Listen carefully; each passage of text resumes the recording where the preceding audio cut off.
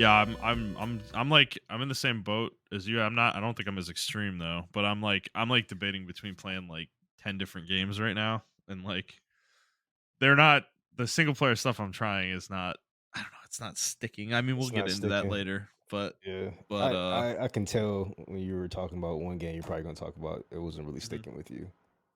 So Yeah, we'll see. No, we'll get into it. I'm not like opposed to it, but um I don't know. I don't know if I feel like grinding through it though to the point where it becomes like really fun, like, so I don't know. We'll get to it, but yeah, your list is pretty long this week though, so it sounds like you're having the same experience. yeah, yeah. Yeah. It's it's just been it's been a rough week for me. So Mhm. especially like just work wise and stuff like that. It's been a Mm, rough week, and then some yeah. life stuff and all this other stuff like that. So I gotta go to the dentist. I gotta get 4 of my wisdom teeth pulled. Oh no, really? Yeah, yeah. Fuck, They're causing dude. like major issues with my mouth. Oh It's not shit. it's nothing something crazy, but You it just was have to one get them day. pulled though. Yeah, it was one day last week. I woke up in like a lot of pain, and Okay.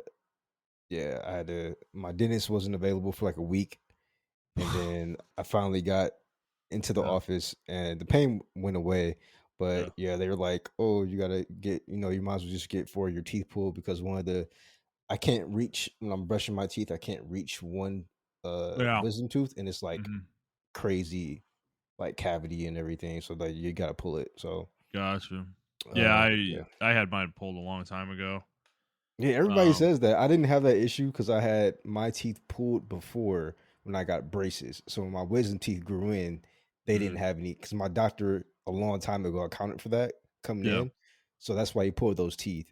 Yeah. And so when my wisdom teeth pulled it came in, they never had any issues with me until now. Or I never had Yeah. any issues with them until now. So Gotcha. Well, good luck with that. I mean, it's not it shouldn't be horrible. I mean, but you are going to be in recovery for a little bit with that. Not necessarily like where you can't work, but your mouth is going to be sore for a while. yeah, I Um, already made preparations to like it's not happening until next month. But I already know what I'm gonna okay. eat and everything like that. So Yeah. Yeah, and I mean, yeah. if you need like an episode off the show, we could No, it's probably happening. It's figure that happening on out. the So, weekend, and okay. I should be okay by Thursday of Yeah. that Yeah. week. So Okay. yeah, Okay. Fair enough. Well, um yeah, well, that's fun. Shit. Yeah, I've had a busy work week as well. I had to go to the office every day except for today this week, and I haven't done that in months, so I'm actually pretty tired right now.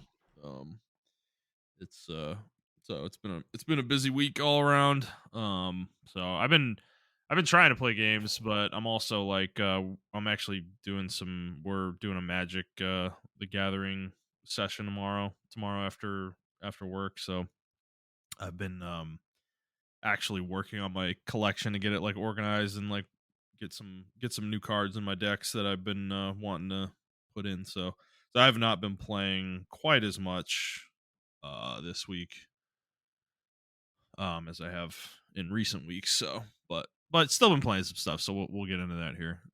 yeah. But all right, well then I guess let's get into the show here. So hi guys, welcome to the Player's Take. This is episode 332. I'm your host Justin DeSimone, joined as always by my co-host Montrell Rice. If you have not listened to this show before, this is our weekly show where we talk about video games, video game news, and other topics pertaining to video games. We post at 6 a.m. Central Time on Fridays on Apple Podcasts, Spotify, Stitcher, YouTube, and your favorite podcast app of choice. And if you'd like to send us questions, you can do so on Twitter at The Player's Take, or you can send us an email to theplayerstake01@gmail.com. We will answer those questions or comments on the show. All right, Macho, you want to just get right into what we've been playing? Yes, sir. I can go You want to first if you want to go if you first? don't mind. Okay. Yeah. Okay. I just played like a mission or two of Monster Hunter Wilds. I did see on the road update probably by the end of the year they're gonna add at least 2 more monsters. That's it. Um, Yeah, I think that's all they were gonna add. It Dude, are said you additional serious? monsters. It said additional monsters. So Okay. I'm Okay. assuming Okay. they may add 2 per like update, title update. Yeah. But I'm not holding my breath. I think it's gonna be Yeah. only 2. Yeah. So we may get 2 to 4 monsters by the end of the year. 'Cause, dude, we still don't have Elder Dragons, right? No, Like, there's we still do not. 0. Yeah, we do not have Elder Okay. Dragons. Yeah. I Uh, know people always say like, "Oh, that's not it's whatever, man. Like the game's not all about Elder Dragons." But it's like, I mean, those are the end game monsters in Monster Hunter games typically. yeah, they're So, they're more so focused on apex monsters. That's supposed to be their elder-ish dragon, like the Raidao, that one water monster. I can't forget his they're fucking not. name. Yeah, I know, but they're not Elder Dragons, They're man. not elder dragons, but yeah, they're supposed to be the apex. I think Jin, whatever this fucking name is, I think that's quote unquote an Jin elder Jahal. dragon. Jin Jahal, yeah. Yeah, sure, but that fight is like different. It's not. Yeah, it's It's, a ca- it's a it's Lao Shun fight, Yeah, exactly. yeah. Yes, right. Yeah, And it's so a real hunt. Don't get me wrong. It's not badly designed or anything like that, but well, yeah, yeah. it doesn't Yeah. feel like it's not like a Kushala or like a Teostra or something like Yeah, that. exactly. I got you. Yeah. Yeah. But yeah, you're right. We don't have like an official um, official dragon or whatever the case may be. So Yeah. we may get one. They're gonna probably go with the worst one. It's gonna be the Chameleos or whatever the fuck that Elder Dragon's name is. I fucking hate that thing. I don't mind that Oh. one. No, dude. I will say they need to skip Teostra, bro. Like that or if they're going to do it, like let's do it later in the release schedule of like Teostra is like the Rathlos of Elder Dragons. He's gonna be Jesus in Christ. every fucking game, Oh dude. my No, god. I'm so I sick should of that just fucking thing. Like I do want, or we may get Shin Gurugama. Shin Gurumagala, whatever the fuck his that name would be the is. best one to do first because Gormagala is Yeah, in the game, right? exactly. That would Yeah, make the most sense, actually. I would like I that. wouldn't I mind Valtrax. personally, I don't think Valtrax is Elder Dragon, but I wouldn't mind a it is. Valtrax. Yeah, It it is? is. Oh Okay. yeah. Oh yeah. Yeah, Yeah, I yeah. wouldn't mind Yeah. Valtrax showing up and fucking Yeah. shit up. So Yeah, and I have a personal affinity for Kushala. I know a lot of people hate the fuck out of that fight, but I do I too. I hate that fucking I fight, actually love dude. that fight, and I love the music for that fight. It's so fucking good. So I don't know. I want Kushala, but I understand if people don't. If they feel the same way about It's Teostra, is that I So don't know how you do it. Do you just like get windproof stuff and then just fight them? yes, 100%. Okay. You can't fight them without windproof, bro. Yeah, Like it's yeah, if just you're I you're don't going there I and don't fight them without windproof, you're yeah, I gonna just don't like I don't like building like for a specific monster. If that makes any sense. I know you gotta It's do that for every monster. usually It's it's just like usually yeah. that monster, like Yeah. windproof is made for that monster, in my opinion. You need a windproof charm, and then you need enough gems to fill said charm, just so that it's like that one piece. Yeah. So you're Yeah. not changing the rest of your gear loadout for it, and that usually is easy enough to do. Once you have windproof, I mean, honestly, it's a pretty easy fight. Once you have windproof, like that's it. It's just a gimmick. And if you Yeah. if you turn the gimmick off, like he's not that hard of a monster to fight. Yeah. Yeah. But I mean, he's actually easy for me. Like I use hammer, so I just yeah. bash him in the fucking head and he's dead. I use But, dual like blades and you can't fight him without windproof as dual blades, dude. yeah. I mean, It's doesn't his tough. armor turns to steel though, right? So Yes. isn't it blade proof? You need to focus on certain parts. So like the Okay. tail is extremely vulnerable. His head is very vulnerable, and you got to get like on top of him. Like so it's easier to do in these more modern monster hunters because you Yeah. can get in the air so much. But yeah, his feet can be very like when he puts the armor on, he's like invulnerable basically Yeah. at that point, except for those parts I mentioned. So I don't know. I'm it seems like Monster Hunter Wilds is on an interesting arc right now because this game is getting blasted on PC. Like to the It's point that still it's like getting blasted? yeah, it's like I 10% or something I negative thought they on fixed that Steam. shit. Yeah, I thought they No, fixed the issues. they did Crazy. not. Let me look it up.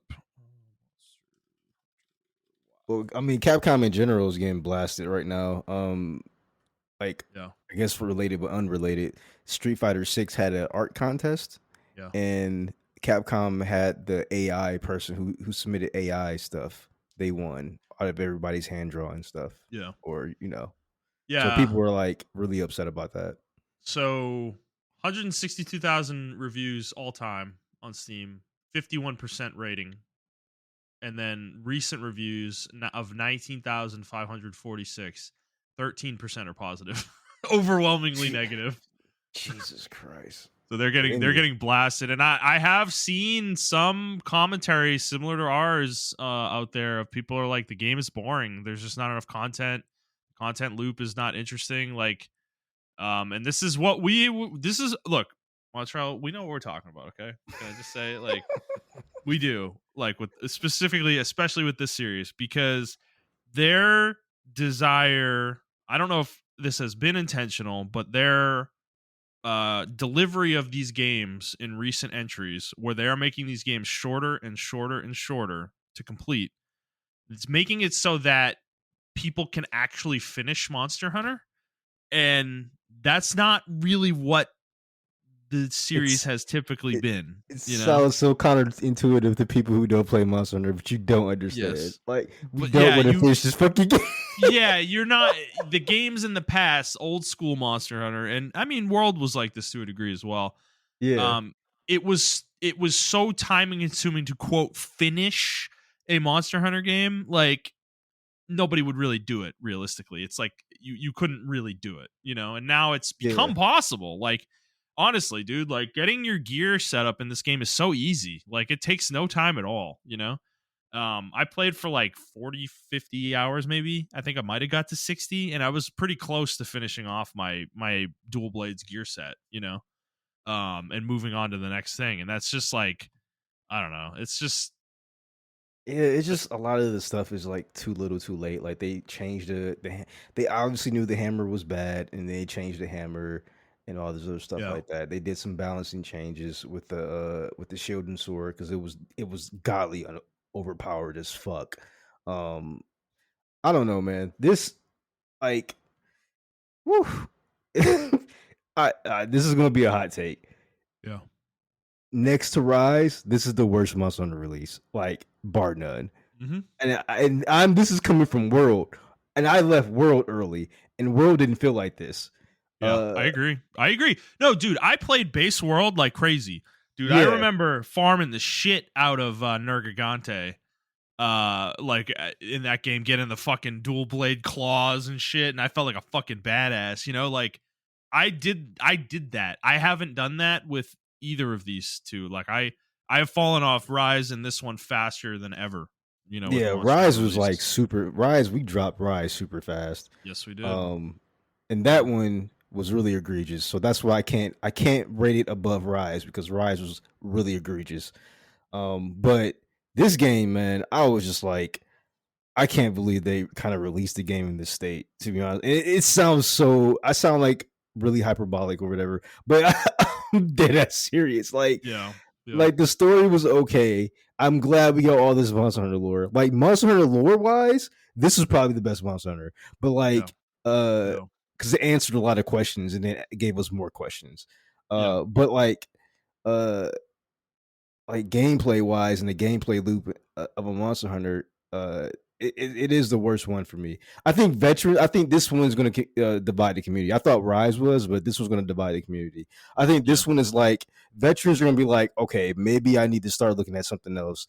And then, like, newcomers who are playing World are like, oh, I love this game. Oh, I'm teary eyed or whatever the fuck. yeah, But it's like, I think for us, for the veterans though, we're just like, we even if the next Monster Hunter comes out, we're probably gonna buy it, but I'm not gonna play it like like, like, I'm not gonna be dibbling at the bit to play it. You know what I'm saying? Like, I'm just gonna yeah, I'm gonna yeah, try to wait to G rank.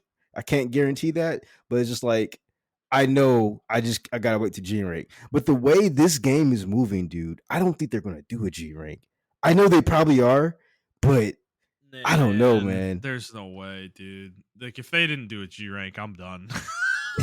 It's over, bro. Like, I don't know. I'll play the games, but like, that would be so disappointing. I don't know. Yeah, Um, and that's why, like, when they released, even if they released, like, I don't even care if they release 6 monsters, Justin, to be honest with you. I don't think I'm mhm. going to play it until G rank comes out, because Yeah, all my gear is going to be irrelevant when right. master Quay or G rank comes out. Master rank. Yeah. Yeah, So unless they, like, improve that workflow of, like, you can just, take your existing armor and make it master rank, which in one sense cool, but in the other sense, I'm like, I don't know if I want to do that, bro, because this is gonna make the Right. game even easier. So it's Right. like I'm Right. torn, you know. So Right. yeah, No, I'm with you. that's wild. I've just been like doing a hunt here or there just to get my fix, like crack, and then I go Mhm. out or whatever. Uh, Yeah. Yeah. Yeah. um, but I've been playing Ready or Not with my friend, and I absolutely love this game. This game's like good as fuck, man. It's a Oh. SWAT Okay. game, Okay. uh, and you know you can play up to 5 players, and you load into there's like a ton of different missions. It's been out on PC for God, I don't know, like for like 4 or 5 years now, or three Yeah. or 4 years now. But they just released it on console, and you can cross play with PC, um, or whatever. Yeah, me and my friend had just been playing it, and yeah, the game's slow, but you can actually like have a blueprint of the fucking map and like plan your route on how you want to clear rooms and stuff like that. Yeah. We're playing on standard difficulty, and it's literally like as soon as you peek, the AI is like shooting at you if they see you or whatever. Yeah. So and then like you know the AI they'll respond to like what's going on the map and stuff like that. So if they're hostages on the map, or civilians, they'll take the civilians hostage and stuff like that. They will flank around. There's been certain times where me and my friend have been clearing rooms and we left a door open or something like that, or a door unchecked. Like I'm not checking my back or whatever, or checking my blind spots, and they'll come right and flank us and kill us Yeah. or whatever the case may be. Yeah. So I think the game's cool. I know our group is really like multiplayer focused, like they want to play against actual humans, but I think this game is like really cool. Each Yeah. mission it loads, it's the same objective, but Mhm. uh, enemy placements and hostage placements are always different. So it's almost like a rogue like type situation every time you load into a different the same mission or whatever. Gotcha. So uh, yeah, I wish our group would play it. But me and my friend are playing it because we're really into like that tactical SWAT stuff or whatever. So we like Yeah. it a lot. It's a the UI is only thing I don't like is the commands for the AI. If you're just playing by yourself, you have AI companions, and I don't like the way you give commands to them. I think the UI is not intuitive for the controller. It was clearly designed for a mouse and keyboard. Yeah. Um, but yeah, like I don't know. I think the game's really cool. The UI itself uh is very minimal, so you don't see Mhm. like all you see is maybe your cursor. I don't even think you see that at all actually, and you can customize it I believe, but like the standard is like almost no UI. Even Yeah. to check your ammo you have to hold square, and he'll pull out his mag and you can look at the mag and it'll give you like a little reticle, like you know if your mag is kind of full or not, and then you got to put it back into your gun or whatever. Yeah. So like that's cool, that's realistic and stuff like that. I don't know, the game's just really fucking cool. um I do recommend it to anybody who's like who has like people who like to play games like this, co-op games, who like the tactical stuff. And even if you're not even into the tactical stuff, I still think it's a fun game to play and try out. Okay. Um, then the next game I was playing was The Last of Us. I dropped this game. I just put it in there because I did play it. Yeah. Chronological order fucking sucks, especially if you already played the game. Yeah. I think it's also trash if you didn't play the game and you did chronological order. I had my wife watching me play the game, and she was like, "When are you going to play the game? Like this is like it's the meme. Remember, everybody's like, Last of Us is a fucking movie. Like it Yeah. literally plays into the meme of Last of Us being a fucking movie. Yeah. I didn't encounter any fucking infected until like the you know the cutscene. I know DJ hasn't played, so I'm gonna be very minimal where I say, but it's a flashback cutscene where Tommy is teaching Ellie how to shoot long distance. Yeah. I know which one you're talking Yeah, about. Yeah. Yeah. yeah. Yeah. So that was like the first encounter of like actual like Yeah. Yeah. zombies and No, stuff like I that. mean that makes sense. That's where it would happen chronologically. Yeah, So- exactly. So I don't think it's good. I know we said they should have done the game in chronological order, but obviously when we meant it is like they should have designed the game in focus of a yes. chronological order. Right. This is just chopping cutscenes and levels for it to be chronological, if that makes any sense. Yeah, do you think So they did this to like shut up the haters like us basically, yes, but it was like 100%, but it's like a 100%. bad faith argument type thing where it's like Y this isn't really what we meant, Naughty Dog. Like obviously the exactly. game as you designed it wouldn't work in chronological order, but you could And have to be f made it work. and to be fair to me and you, we Yeah. liked the game. Yes, true. Right, exactly. Yeah. But I Yeah, still so think it's a we fair criticism, right? yeah, But no, that's for sure. But I'm saying yeah, we liked the game, but that was a fair criticism that instead of doing it the way they did it on the base game, that right. they should have done it in chronological order because I actually see the vision once I'm playing in chronological order. I'm like, oh, okay, like I can see this working, but like the turmoil with like Ellie discovering stuff and Mhm. Joel and all that stuff, like chronological order, you see it, you see like Ellie's like by the time Yeah, she gets to right. older, she's like, fuck off, Joel. Like, I don't even fucking like you, bro. Like, what the Yeah. fuck, you know? So until what happens. But yeah, I don't know.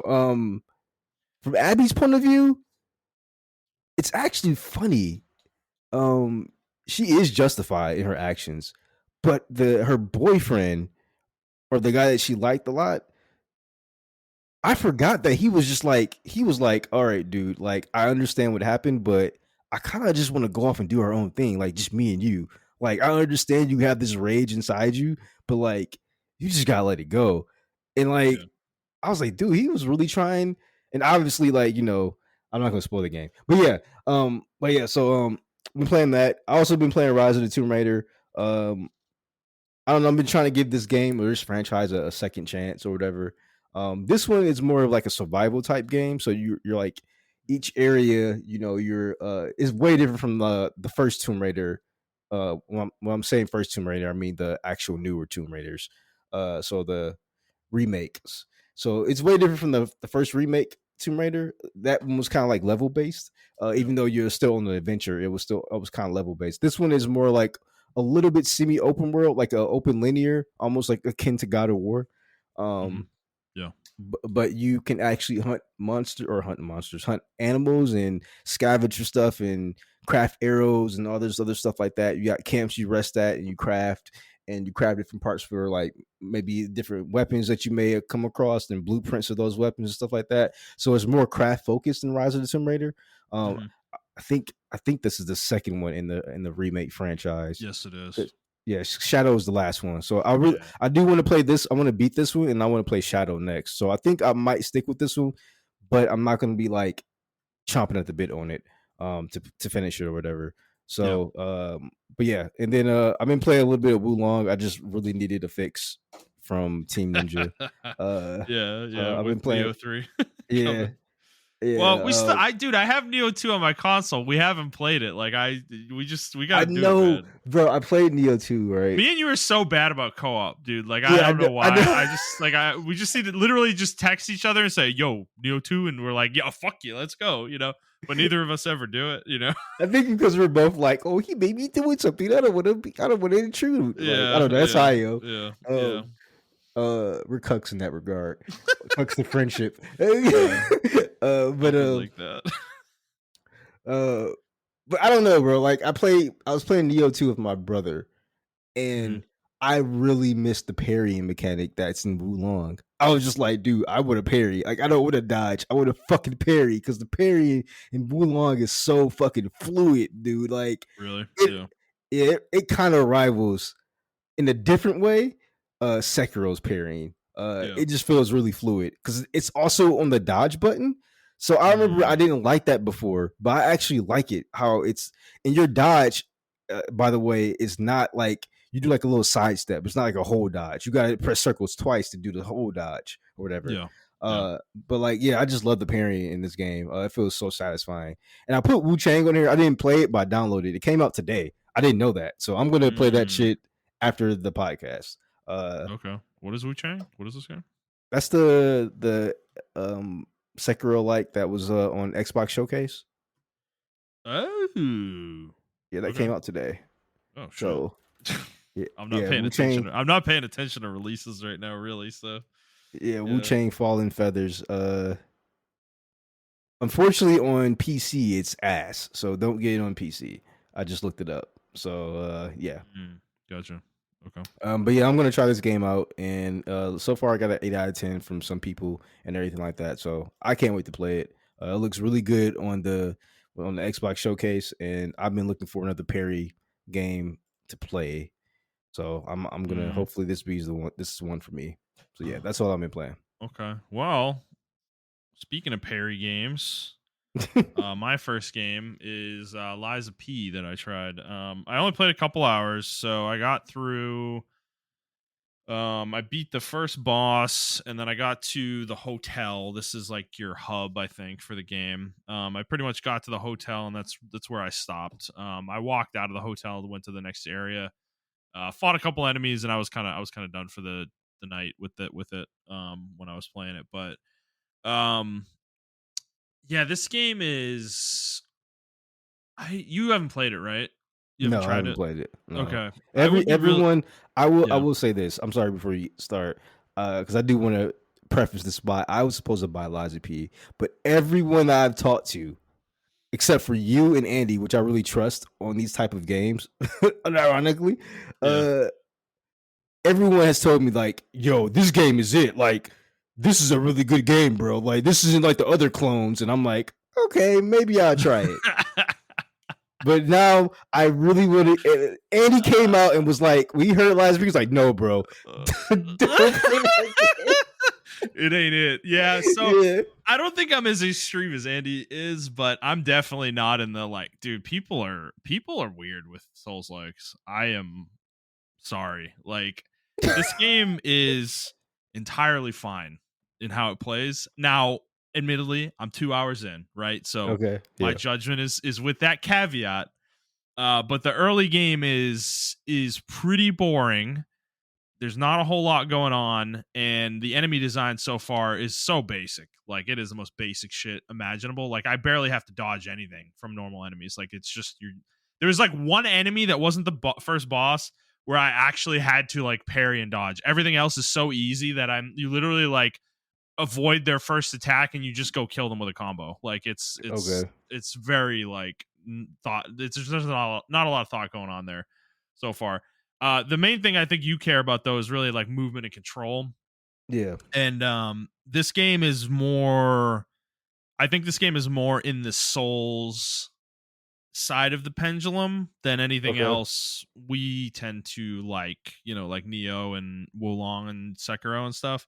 Yeah. I will say the parry system is more robust than what a Souls game would have. That's probably the closest part of the game to like what Sekiro would be. Dodging in this game is not very strong. Like your dodge is Gotcha. pretty small. Like it's a small. You're not getting a lot of spacing with it. Gotcha. And I don't think there's a huge amount of iframes either with it, but I haven't tested that out significantly. So the parry seems more effective against harder enemies than the dodge does. Because the first boss, I really did have to use the parry. Dodging was really just not possible. You just don't get enough spacing from the attack. The way the size of area the enemy was attacking was too large for the dodge to really be effective. So yeah, I was using the parry. I beat that boss though. That first boss, I beat it in one try. So this isn't Neo, right? Yeah. Um, you remember the first boss in the first Neo on the fucking ship, the Yeah, stupid man. dude with the ball and chain and whatever, dude. That thing is one of the hardest first bosses I've played in any game. Like it is Well, insane. Even in Neo 2, you remember there's one mission where Yeah. I forgot my brother was like, you're not supposed to fight that thing, Montrell. You're supposed to pass it. Oh, the horse. Yeah, yeah. You're Yeah, talking the about the horse. horse. Yeah, yeah, Yeah. yeah.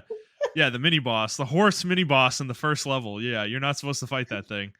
Yeah. There's a similar thing in Neo 3's demo actually, which is hilarious. But yeah, so this game, so yeah, I mean, like, I'm not. I think I'm above average with these action games. I don't think I'm as good as somebody like Montrell or probably not as good as Andy either. Like I'm not like a high end player of these games necessarily, but like I definitely feel like I'm above the average. Like I'm capable of beating them, right? Yeah. Um, But yeah, like it wasn't hard though. That first boss, like it So didn't. I I hear what you're saying, and it is the first 2 hours. So I'll be interested to hear like maybe next week or in 2 weeks if you're still playing the game, Yeah. what you think of it because I know the game has different weapons and different Yes. timings of parry and everything, and I Yes. am interested in that like that aspect of how like character growth is in the game. Yeah. In So relation to the weapons. the weapons, they're stat focused, kind of like Expedition 33, actually. So they scale off different stats. Okay. So that's gonna define your build basically of what weapons you want to use and what stats you want to allocate. The issue with this system, I don't like these systems though generally because I don't have all the weapons at the beginning of the game. So I don't know what weapons I like. I don't like any of the Mm, weapons I have access to right now. I really like the dexterity weapon they give you early is a rapier, and I hate that fucking fighting style. yeah. Um, and the other weapons are a great sword. I just got a giant like pole arm from the first boss, and then I forget what the last one is. I think it's just like a basic sword or something like that. So I don't really like any of the first few weapons that I've gotten access to. Like I'm looking for something a little more speedy and in and out type combat. Is what I'm looking Yeah. for. So I haven't gotten what I'm looking for quite yet, but that's the thing though. I don't know if I ever will. That's like kind of the issue too. It's like that's so I don't love the I don't love this style of like doling out equipment like this, and your build significantly impacts how effective it is. Yeah. I do think you can respec in this game though, so I don't think it's like a humongous problem necessarily. So I think it's certainly fixable. The environments are cool though. The place you're in is interesting. There's definitely a story element to this game that is interesting, certainly as well. You're in this city called Krat, and I want to say it's like German is kind of what it's going for because I mean it is Pinocchio. Yeah. But the city was like overtaken by puppets. Basically, the puppets were all turned like evil essentially, and they started like murdering people, and shit. And the city's just like completely deserted as a result. So that is a cool element to the game for sure. But in terms of the combat though, like I don't know, I think it's serviceable, but I think like ultimately where it comes down is that it's just going to end up being a worse Souls game. Like it's not up to FromSoft's standard. So it's ultimately like kind of just a copycat that's not as good. So if that's game of the year worthy, then sure, I guess to you. But to me, it's like they're not doing anything like new here, really. Okay. It's a pretty it's pretty strictly within the Souls genre.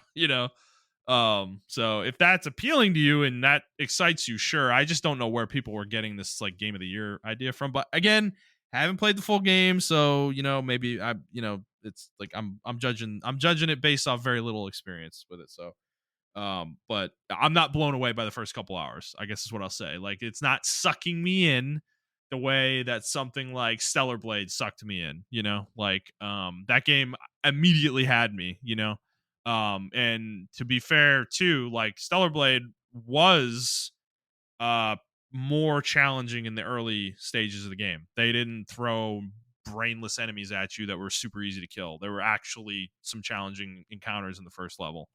So I don't know. Like I'm just comparing it to recent things I've played. Obviously Neo's Neo. We all know like their Team Ninja is just like fuck you. Yeah, but even Like but Stellar Blade grabbed me. I mean, I'm not a huge Stellar Blade simp, but I'm like, it grabbed me enough to where it was different. You know what I'm saying? yes. So Yeah, I right. don't And know. I'm not seeing that here personally, but Okay. to be fair, I haven't played all the Souls games. I've only played Dark Souls 3. I have not played Elden Ring. So I'm not a Souls simp, right? Like I'm not in that camp. So I can understand if people love Souls, like why they kind of grabbed onto this game. I can understand that for sure. So, but it's just if you're not as into the Souls games, then this game might not be quite what you're looking for. If you're looking for something more like Neo or Stellar Blade or Sekiro, I'm not sure this game's there.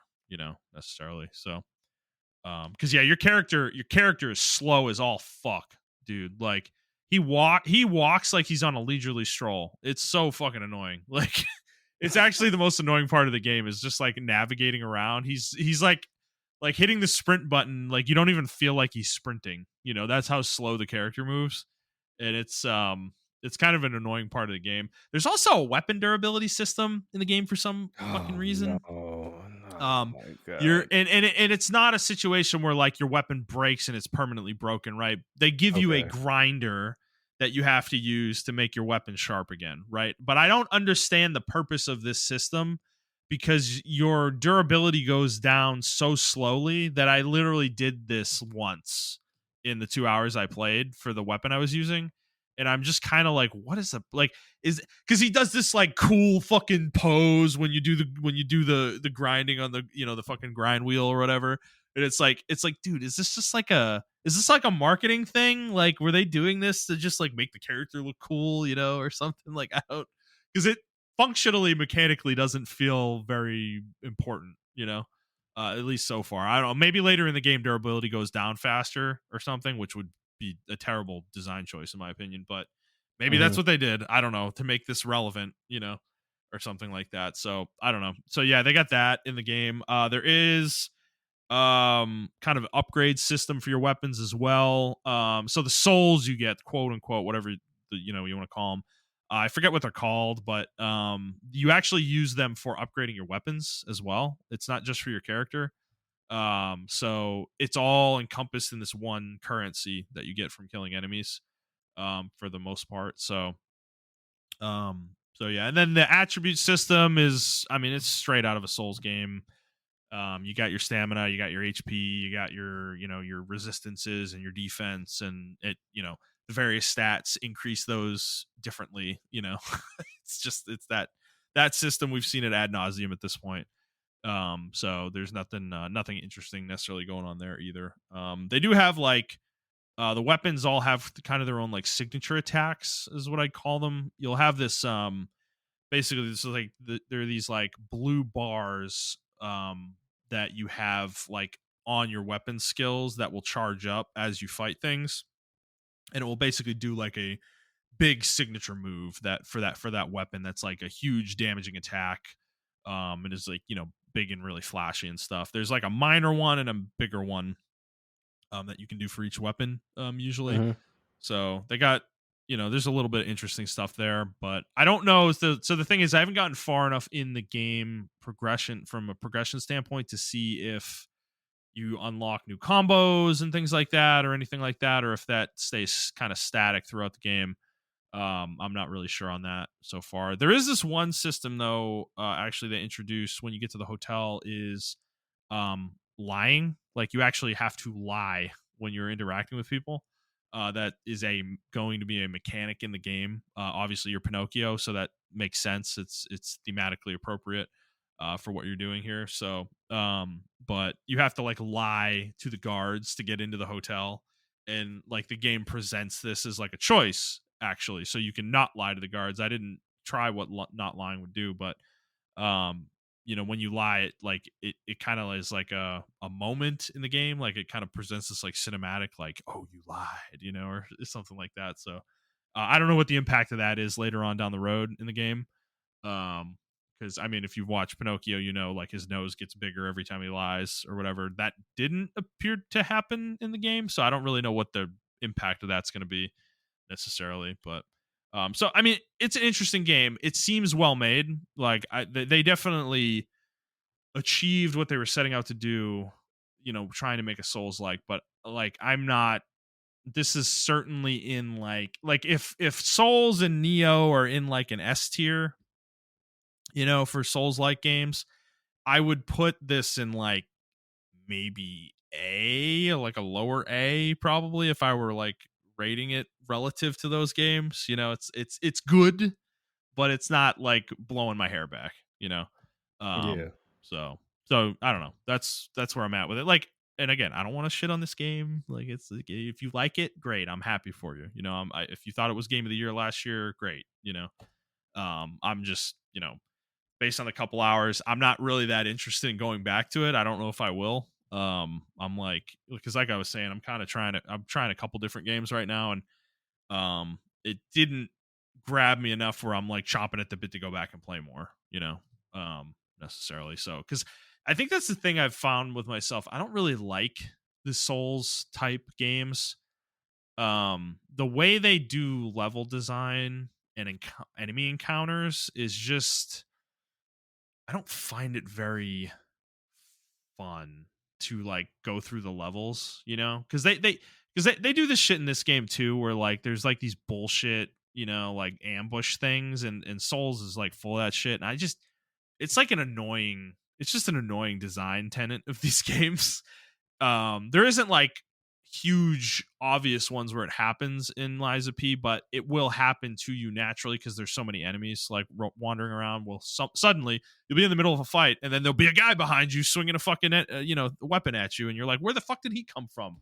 And it's just like, it's irritating in that regard. Like, I like my games to present their combat more straight up, and they challenge me directly with that combat. They don't try to pull tricks to beat me. I like my action games to be more straight up in that regard. So yeah.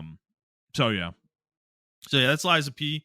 I've also been playing Death Stranding. This is the one I put a little bit more time into this week. I probably played about 5 or 6 hours of Death Stranding. And so okay, this one is much closer to grabbing me than Liza P, I would say. I am intrigued by the game, but I am annoyed at the structure of the beginning of this game. And you've played it recently, so I think you know what I mean. Like, the beginning of this game is it just feels like a giant tutorial, and I'm still in it, Yeah. and I'm like, when do I get out of this? I want to play the fucking game, Stop teaching me about all these mechanics. I just want to get out there and figure it out, Like, and I'm still locked into this section of the game because I got to I don't want to spoil too much, but like I got to the distribution center west of Capital Knot City or whatever, Yeah, and you're not I think spoiling anything. It's literally you're still quote unquote early. in a tutorial Yeah, area, and in I'm my going to my opinion. first like quote combat mission, I think, where I have to like go into a mule camp, and steal something. Yeah, yeah. And like how much further after that before the game like actually opens up? Like Okay. I'll probably spoil something. I don't want to spoil too much, but you probably got like one more mission after that, and then you have okay. to go all the way west, Yeah. and then after you're gonna have to cross Yeah, over to that's another land. that's probably chapter 3, right? Like, Yeah, because you're I gonna know have this to. game has really bad pacing too. Like at times, where Yeah, yeah, there's like chapters that are like 10 hours long, and then there's some that are like one. yeah, Um, yeah. So I don't know if it's chapter 3 or 4, but once you get to the end, at chapter 3, something's going to happen, and you're going to go over to another land. So once you go over to another land, that's when the game kind of opens up a lot okay, for you. gotcha. Yeah, Um, Obviously, you'll still be unlocking new mechanics as the game goes. yeah, Um, but it won't be like locking you into unlocking those like through a mission necessarily. Like well, I'll have the choice to go do other things. yes, you will have the choice to do other things. It's just sometimes unlocking those things will help you do other missions like really fast, if that makes any Sure. sense. Yeah, yeah, yeah. So, Yeah. Okay. but yeah, that's about it. Once you get, in my opinion, once you pass this area, um, a lot more stuff opens up, a lot more options to handle things open up. Uh, it's just, unfortunately, you just gotta wade through that water and get through it. Yeah. In my opinion, Okay. um, yeah, yeah. So the game itself, though, playing it, it's a Kojima game through and through. I mean, the names of these characters are patently ridiculous. Dead Man, Die Hardman, fucking. Like, I'm just like, I'm like, okay, I don't know, like, what the fuck is Die Hardman, bro? It's after the Die Hard movie. I know it's so stupid. It is so dumb. Like, but yeah. So I mean, there's some funniness to it because of that. But I think the concept of this world is cool though. I really like the idea of the Death Stranding and the BTs and the way the game kind of introduces you to these elements of the game. Yeah. I will say the deliveries, like, okay, so is it common in the game when you're doing a delivery where like nothing happens? Like you don't run into anything. You don't run into a BT or you don't run into mules or something. Like is that typical or is that It based on the route you take? It's Like based on the route you take. So so you can that's one avoid thing these things. yeah, Okay. it's one thing I don't like about the tutorial area. They purposely design that area to where you have to encounter stuff like that. Yes. Yeah, they're Um, like set pieces basically. And I yeah, was getting annoyed with exactly. this too cuz I'm like in the middle of the delivery and I'm really focused on that, and I'm like I'm pretty loaded up, and I'm picking Yeah. up like the lost cargo and shit, making it harder for myself and then all of a sudden like, yeah, BT fucking, area or whatever. I'm like, dude, come on, man, you know? I'm just Yeah, trying to learn the walking mechanics, bro. so So, the game, even in the next area you get into, I'm not spoiling anything. You're gonna figure out the game loop, and I'll let you figure that game loop out. But I'm pretty sure, like even in this area, once you unlock that area, then like all the player stuff starts to happen. Like you can yes. see all the player. Which I can see a little bit of that now already. Yeah, Because I did I connected these two places, so like you can start seeing player stuff at yeah, that point, but it's not and super prevalent yet.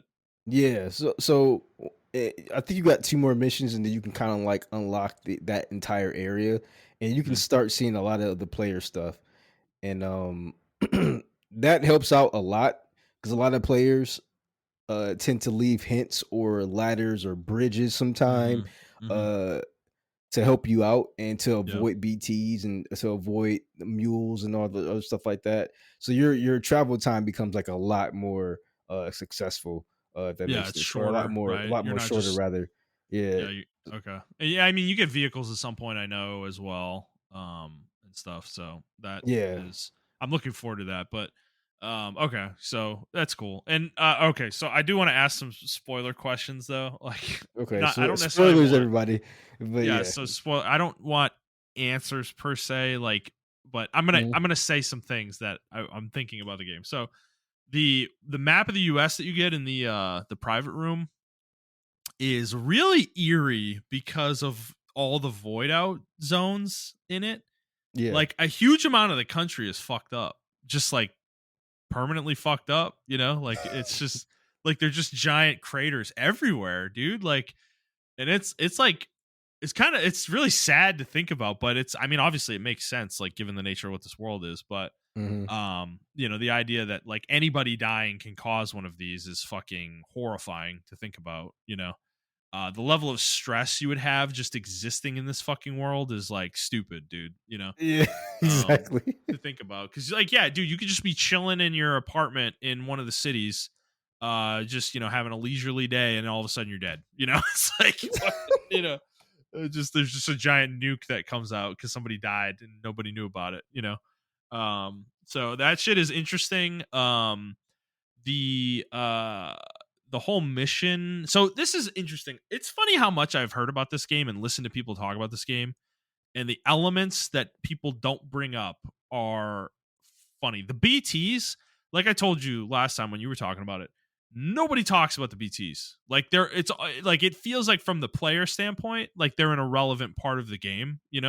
But like when I'm playing the game, at least early, there it's all anybody's talking about in the game. It's just so weird. It's such a weird like disconnect that happened with this game for some reason for me I will specifically.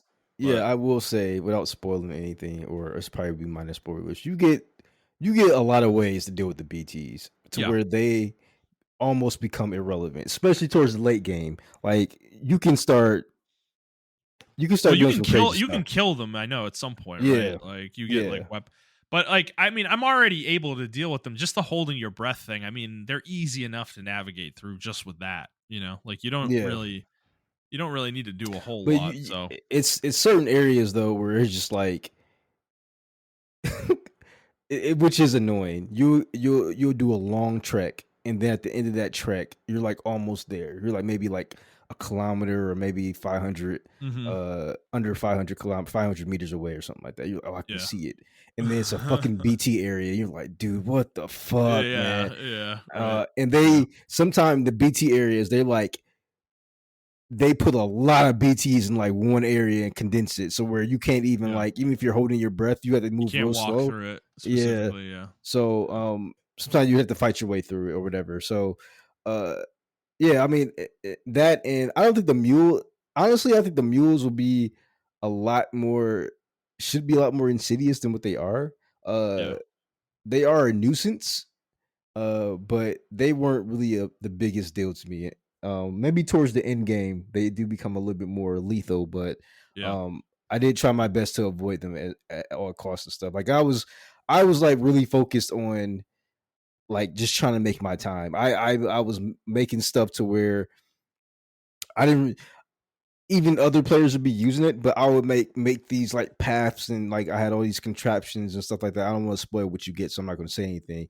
But I would Yeah. make contraptions and stuff like that to where I would just make like straight paths to like different camps and stuff like that. Yeah. I had it Yeah. really optimized, and Yeah. everything like that. So Yeah. um if you're like meticulous like me, which I feel like you're a little bit more meticulous than me, so you would Yeah. probably make more optimal paths for yourself if you Yeah. really care, you know. Yeah. So Yeah. Well, I'm gonna probably play this game more as like a stealth game where I'm gonna try to avoid combat as much as possible. I think that's a way more interesting way to play this than like, trying to fight your way through mules and DTs and shit. yeah. Because I also think it's more realistic, right? This is in a world where you want to be fighting anybody, like you were saying, like shooting somebody is that's a massive deal, like Yeah. if you just leave the body there, you're fucking a lot of people potentially, Yeah. so it's so I'm probably gonna play it more like that. But so no, it's good to know that I'm close. I'm just, I'm like I was just getting annoyed because yeah, dude, I'm like 5-6 hours in and I feel like I'm still in a fucking tutorial, and fucking dead man is calling me every 2 seconds, is like, Sam, what, you can do this with your fucking BB, it's like, dude, like, all right, Guillermo, like, I got it, bro. Okay, like I'll hit the soothe button when BB's upset, it's like I don't need you calling me every 2 seconds to like tell me about shit. Yeah, Um, the I can see why a lot of people may be turned off by the annoying but the first part, because I was turned off by that part. yeah, Which is probably why by the time I got to the second area, I was like completely done with the game and I dropped it. But yeah, then I just yeah, decided I really wanted to play it, and I already knew what to expect from that area, so I just yeah, blasted through it and then, yeah, right. went to the second part. Yeah, because like that's the issue when you're first time playing it.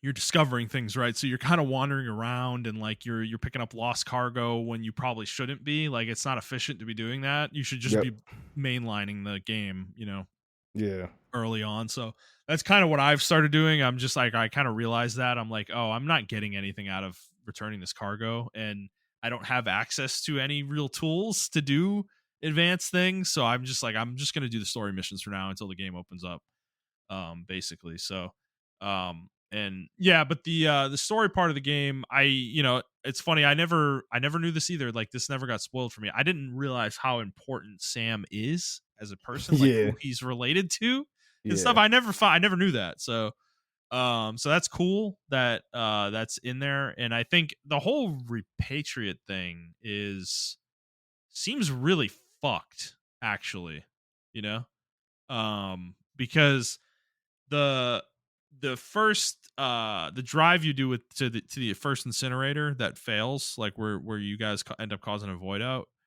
Yeah.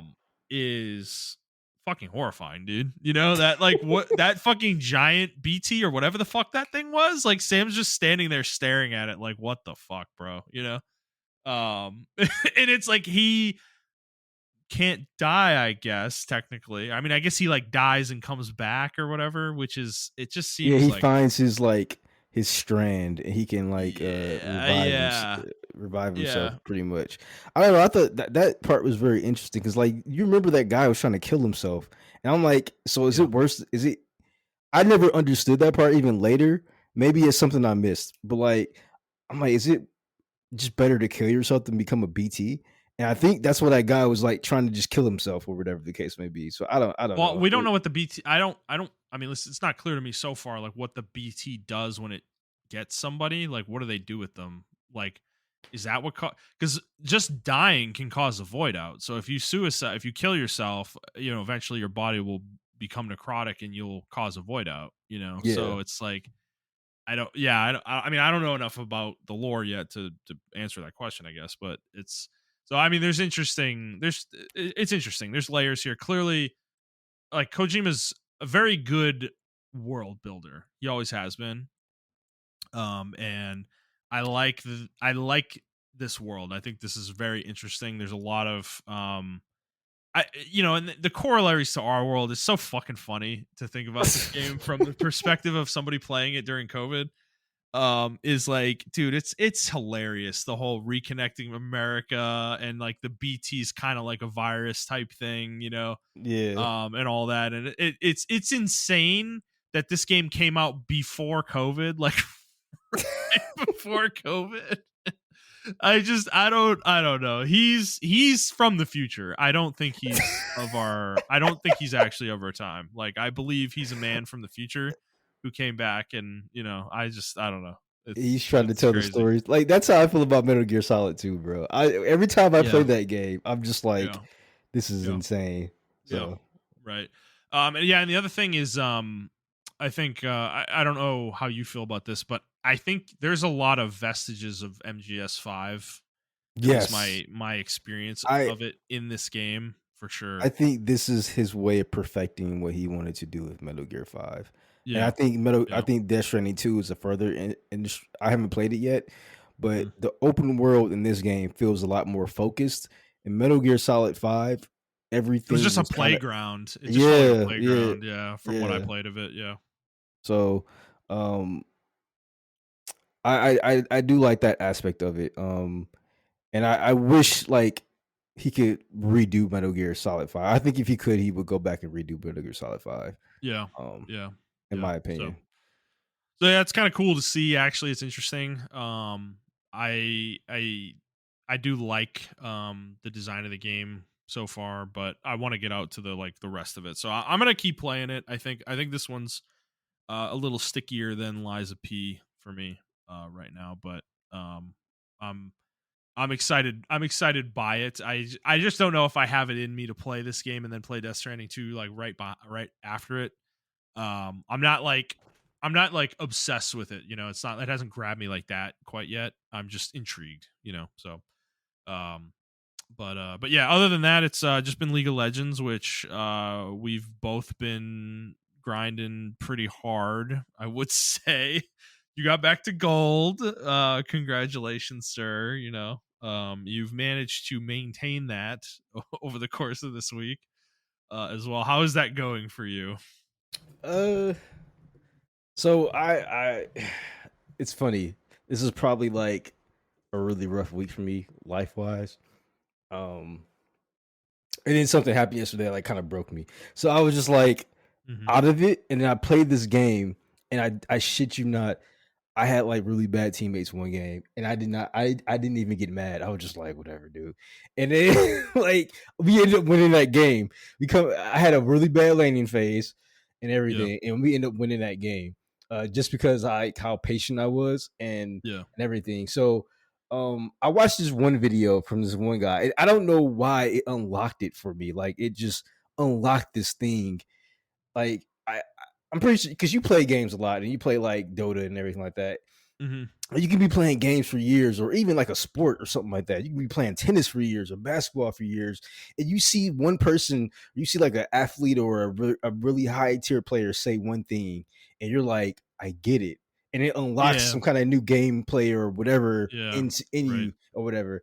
And it was one guy who was playing Ari mid, and he doesn't even have a huge channel. He has like 3,000 followers or some shit like that.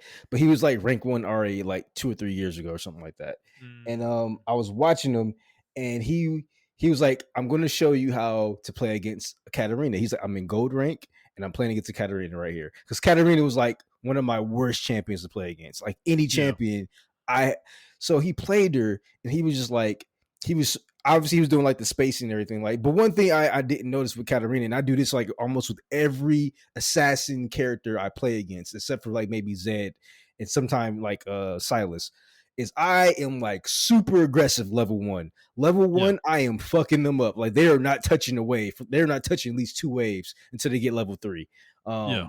Yeah. with me. And like that sets them back really bad because they get really frustrated with that. Yeah. Or whatever the case may be.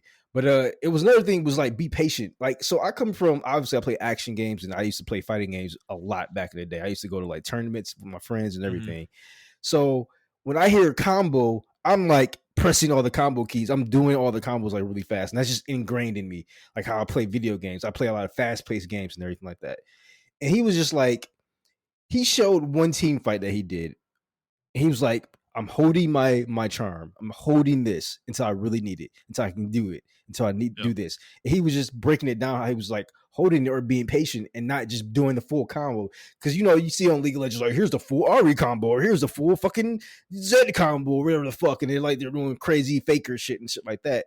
And it's like, he's like, no, I'm just being patient and I'm not even using crazy mechanics. And he Yeah. wasn't. And I saw that and I was just like, dude, he's just letting people like fuck themselves up. And he's Yeah. being patient and like holding Yeah. this and holding that and everything. So I took that across all three of my champions that I played, which is Vex, Ari, and Aurora, and then I switch out Vex sometime for either Echo or Silas for counter picks. But I use that across all my characters, and that's actually how I just started climbing. Like that's actually how I maintain. I'm in gold 3 now, and that's actually how I maintained it. Is I was just like, especially during the laning phase, um, I just I'm just patient. Like I'm just super patient. If it's a person I know I can't beat, like if I'm playing Ari and I have a Zed in my lane, I know I can't really fuck with them. And I'm not gonna let my ego, I'm gonna get out egoed in that lane. So I'm like, you know what? I'm just gonna be patient and wait for the middle game to late game because that's I know he's gonna be bad. And I tried my best to ping my teammates when he's roaming. I try to follow his roams or whatever the case may be if I can, but I'm mainly just pushing the lane up and I'm pushing the Yeah. lanes and everything of that nature. I went against a Fizz or whatever, and the same thing. Like I usually have really issues against hard issues against Fizz, but I didn't let him touch the wave until he was like level 3. And Yeah. then after that, like I kind of took over the game after. I mean, he came alive mid game because that's when he comes alive. But like we won that game or whatever. Um, and I was using my charms and team fights and stuff like that. And I really understand Ari's role in the game. And that's another thing too. Like you got to understand your champion's identity. Like it's like you can be playing the game for a long time and still not understand like champion identity and everything like that because Yeah. sometimes it may Yeah. change. And she was an assassin, like Jet said, she was an assassin mage for a while, but she's more She's so not that turned. anymore. Yeah, Yeah. she's not that. She's more so of a pseudo assassin control mage. Like I set up picks for people, and like Yeah. if you look at my Right. RE games, like I have like I may go 6-2 and then like have like 25 assists or whatever because that's my role. Like I'm setting up assists with Yeah. my charm or whatever the Yeah. case may be. Um, and then like Aurora is a second engage with her ult and stuff like that. So I'm always constantly fighting around when my ult is up and everything like that. I'm always trying to be the secondary engage, which is why I don't pick her a lot because I need someone else to engage for me, and then I engage on that engage or whatever. Yeah. So Right. yeah, so I'm understanding like, and then I've been understood wave state and stuff like that, but I'm understanding like it's just crazy. Like, oh, I've been playing League for like 7 years, and it's like now I'm really starting to. Even though I got the gold before, it was like the wave states and all this other stuff like that. Like I'm really like seeing the entire vision of the map or whatever. And one thing I do is if I get pinged, like I don't even care, bro. If you're like okay, I was playing the game as Vex. We ended up winning the game today or yesterday. Was it yesterday or today? Yeah. Playing the game as Vex and uh the Katarina is the Katarina or maybe someone else who roamed or whatever, and they roamed up top and they end up like killing the jungler or something like that, killing one of our junglers who was doing a gank or whatever because they were counter ganking, and I followed them up because I cleared my wave and I was able to follow them. So I followed them up and I killed one of them, but while I was doing that, I noticed the Jing pinged my fucking ult. Like she really wanted me to use my ult to go in, and I didn't use it because I was like, I don't need to use it or whatever. So I killed him with like my E or something like that, and then I used my ult to kill the second guy or whatever. Yeah. And then I TP back mid and I killed somebody else because my ult was still up because it refreshes on kills or whatever. Yeah. So then I pinged the Jinx like 20 times and then I muted myself.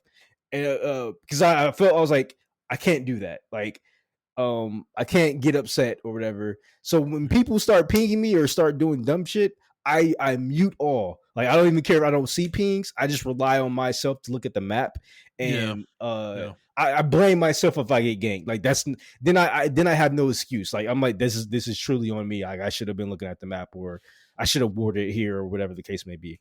Yeah. And I just don't rely on them. I just like I try to use them as like that other video said. I try to use them as like little puppy dogs. I try to herd or sheep, and I herd them in the right direction or whatever the case may be. And if someone's carrying the game, I play around that character, that player. I'm like, you're carrying the game. You're going to be the main character. I am going to be your support cast. So fuck it, let's do this or whatever. And I let that pride go and do it, and then I win the game or whatever. So I think that's the best way to play League.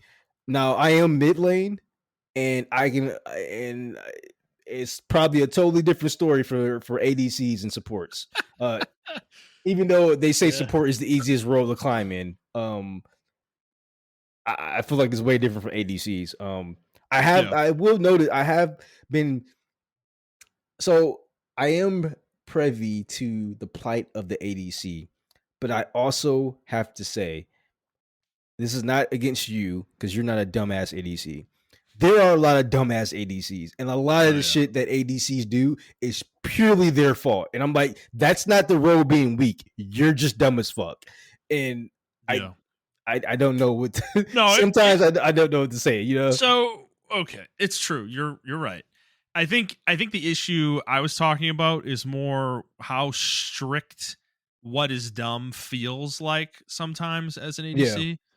Where like we lost the game the other day because I wasn't like, dude, it was late game.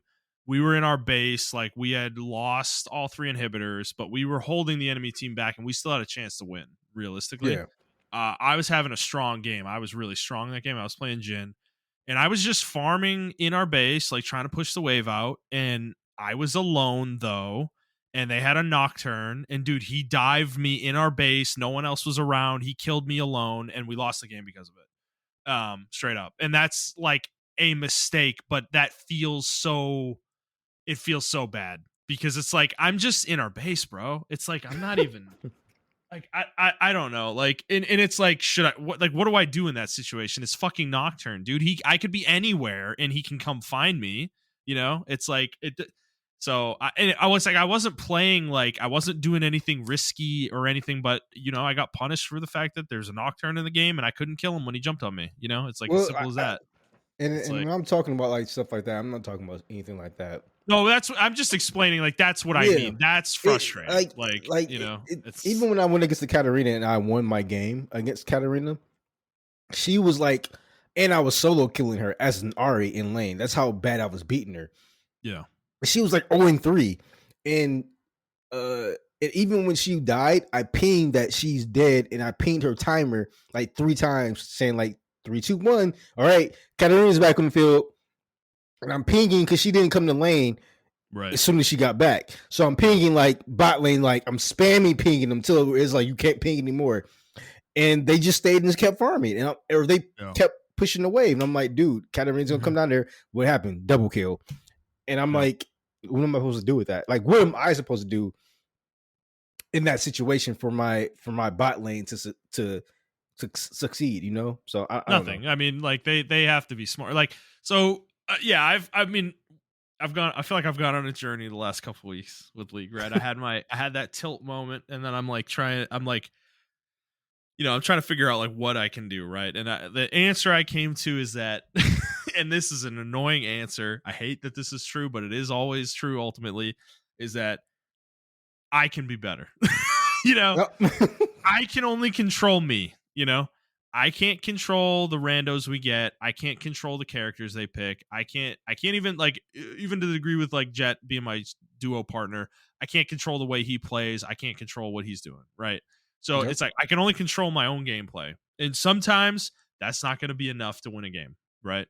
Like you're going to be in a situation where the enemy team's really focused on bot lane for some reason and you're not able to farm and you're dying a lot because they're just diving you under tower. There's just nothing you can do. You have to accept that and kind of let and hope the rest of your team takes advantage of it. Sometimes they're not going to, right? And I mean, you're not going to win every game. That's the other thing I think, like, we get really frustrated when we lose, but we have to, like, you do have to, like, take that macro view and be like, dude, you're not going to win every game you play, right? Like, so Yeah. there's going to be various ways you're going to lose, and some of them are going to be annoying, right? But it's like, so what I've been really trying to focus on lately is just staying calm. Don't get mad at the teammates. I'm doing the same thing you're doing. The second they start pinging me, they ping my R if I'm playing Jin, and they're like, use your fucking R, bro. Use your fucking, like, you know, they're trying to tell me what to do. Like, I'm muting the team. I'm done. Like, I'm not doing it. Because my biggest weakness is I am very susceptible to tilting when my team is flaming me. You know, I do Mhm. not like I do not like being treated like shit for my gameplay when a lot of the time my gameplay is not even bad. They just perceive it to be that way because they don't, you know, I don't know. They see something that didn't actually happen, you know, like they're tilted or something. And they're like, "Oh, this guy's a fucking idiot," you know. So I'm muting them. I'm trying to remain calm, like play the game at an even equilibrium, and it's working for the most part. Like, if you go look at my game history recently, like, you know, I mean, I'm not winning every game, right? But like, I am playing fairly strongly in most games, you know, and you know, I'm not. I think the other thing I'm trying to focus on as an ADC specifically is not dying as much as I can, you know, and you know, while still, you know, not trying to be so safe that you're not contributing anything to fights necessarily. But you know, I'm just trying not to die because if the more you die, the less gold you're getting, the less experience you're getting, the less you're impacting the map, right? Like it is kind of a self-fulfilling prophecy of like, yeah, the more you die, the like, you know, the less impact in the game you're gonna have. So I'm trying not to die as much. I am like, you know, in lane, if we're in a disadvantageous matchup and they have a wave freeze like way up by their tower. I'm really trying to be conscious of that and like don't go up. Just accept it. Like be within EXP range and accept that you're not getting the gold. You know, it's like don't press it and let them get a double kill, you know. Mhm. Like shit like that. Like don't do things that are gonna put you in a position you can't get out of as an ADC. You know, so that's kind of what I'm trying to focus on. I am really pushing Jin right now in ranked. Like I am playing him a lot. I feel like he's my best character right now. And I'm really just trying to focus on him and even play him into disadvantageous matchups to get myself better at that as well. Yeah. You know, play into the tryst, you know, and try to beat that, right? And it's sometimes I am beating it, you know. It's like not every game, but not every tryst is going to be equal, right? Like Yep. so, and don't put myself in a position where she can all in, right? Like you know, it you're not going to always do it, right? Like because sometimes they're going to pick like Blitzcrank or fucking Pike or something, and you're not going to be able to realistically get away. But like you need to like that's the thing. These are the things I'm trying to like get better at though. Is like realizing that like Blitz is in the lane and he's going to just do the thing where like if there's space between you and the tower, he's just going to run at you in the support and he's going to try to grab one of you and he's going to make it so that he doesn't miss the grab and you're fucked, you know. So if that's the case, back up to the tower and like let the wave push, you know, especially if it's like Triss, like she auto pushes the wave, you know, it's Yep. going to happen. So like try to be patient, like you're saying, right? Don't get like antsy and fucking. So I'm trying to get like in a better head state because I was really like falling down the tilting, you know, canyon a couple weeks ago. I mean, we all Um, were. Both me and you were, man. And yeah, then, like I and said, something and just clicked. yeah, and it's just I mean I've been reading a lot too, and I have been watching some videos, and that Grubby video today was actually you know like dude Grubby like this is what's so frustrating, right? Like Grubby's never played the game. He's played 200 games of ranked. He's already plat 4. I've never been plat 4. But he's also a Hero Storm. He's also No, played, I know, and World of Warcraft. he's literally former champion of like Warcraft 3. I mean, this dude's a gamer bona fide, Yeah. right? Like, Yeah. so I'm not trying to compare myself to him, but it is like it's just crazy to see though. Is yeah, mechanically he's probably better than us for sure, I would say, but yeah, knowledge wise he's like so far behind us, it's hilarious, so there should be that gap should be bridged somewhat, but it's not like he's still got the platform in 200 games, it's like super impressive. So I don't it's just climbing is possible. It's just like I have to control myself. Like I need to control my own gameplay. And like when I'm playing Jin, right? Like I'm I'm trying to use the R a little bit more to just like if the team's in the fight already, just use the R. That's the best way I can contribute to the fight, right? Or use it to set up kills for the team. I'm not trying to take them necessarily, but I'm like just trying to open it up for people because I mean it does a lot of damage late in the game. So it can help chew through health bars that are for certain characters that are really tough, plus it slows them, so that keeps them kind of locked down in a place where my team can kill them and stuff. So I'm trying to play him. I'm not necessarily trying to take every single kill per se, but using my W to help get picks, even if that's all I do, I literally walk up and W and walk away, it's like that's fine, like it's I don't have to be in the fight per se. So I'm just trying to press it a little bit better. So it's I don't know. I'm it's a journey, right? League's a journey. There's ebbs and flows. I'm sure I'll get tilted at some point again. It's not Yeah, unavoidable, but yeah. it is one of those things. And I found myself getting better at trying to be anti-tilting. I had a game, I lost it, but I had a game today where my Yone, um 14 minutes to the game because we ended up surrendering at 15. And I normally don't do that, but I didn't want to play in the game and I didn't want to tilt more. So yeah, I was just like, all right, yeah, at 15, we're gonna surrender this game or whatever.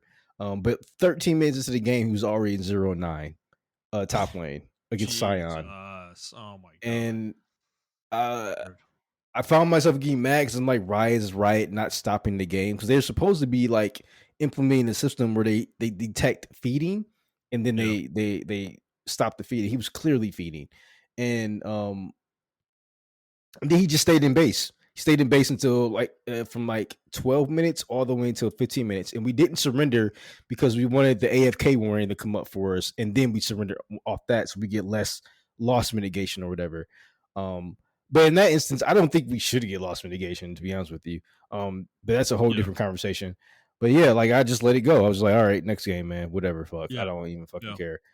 There was also another game where I went 1-0.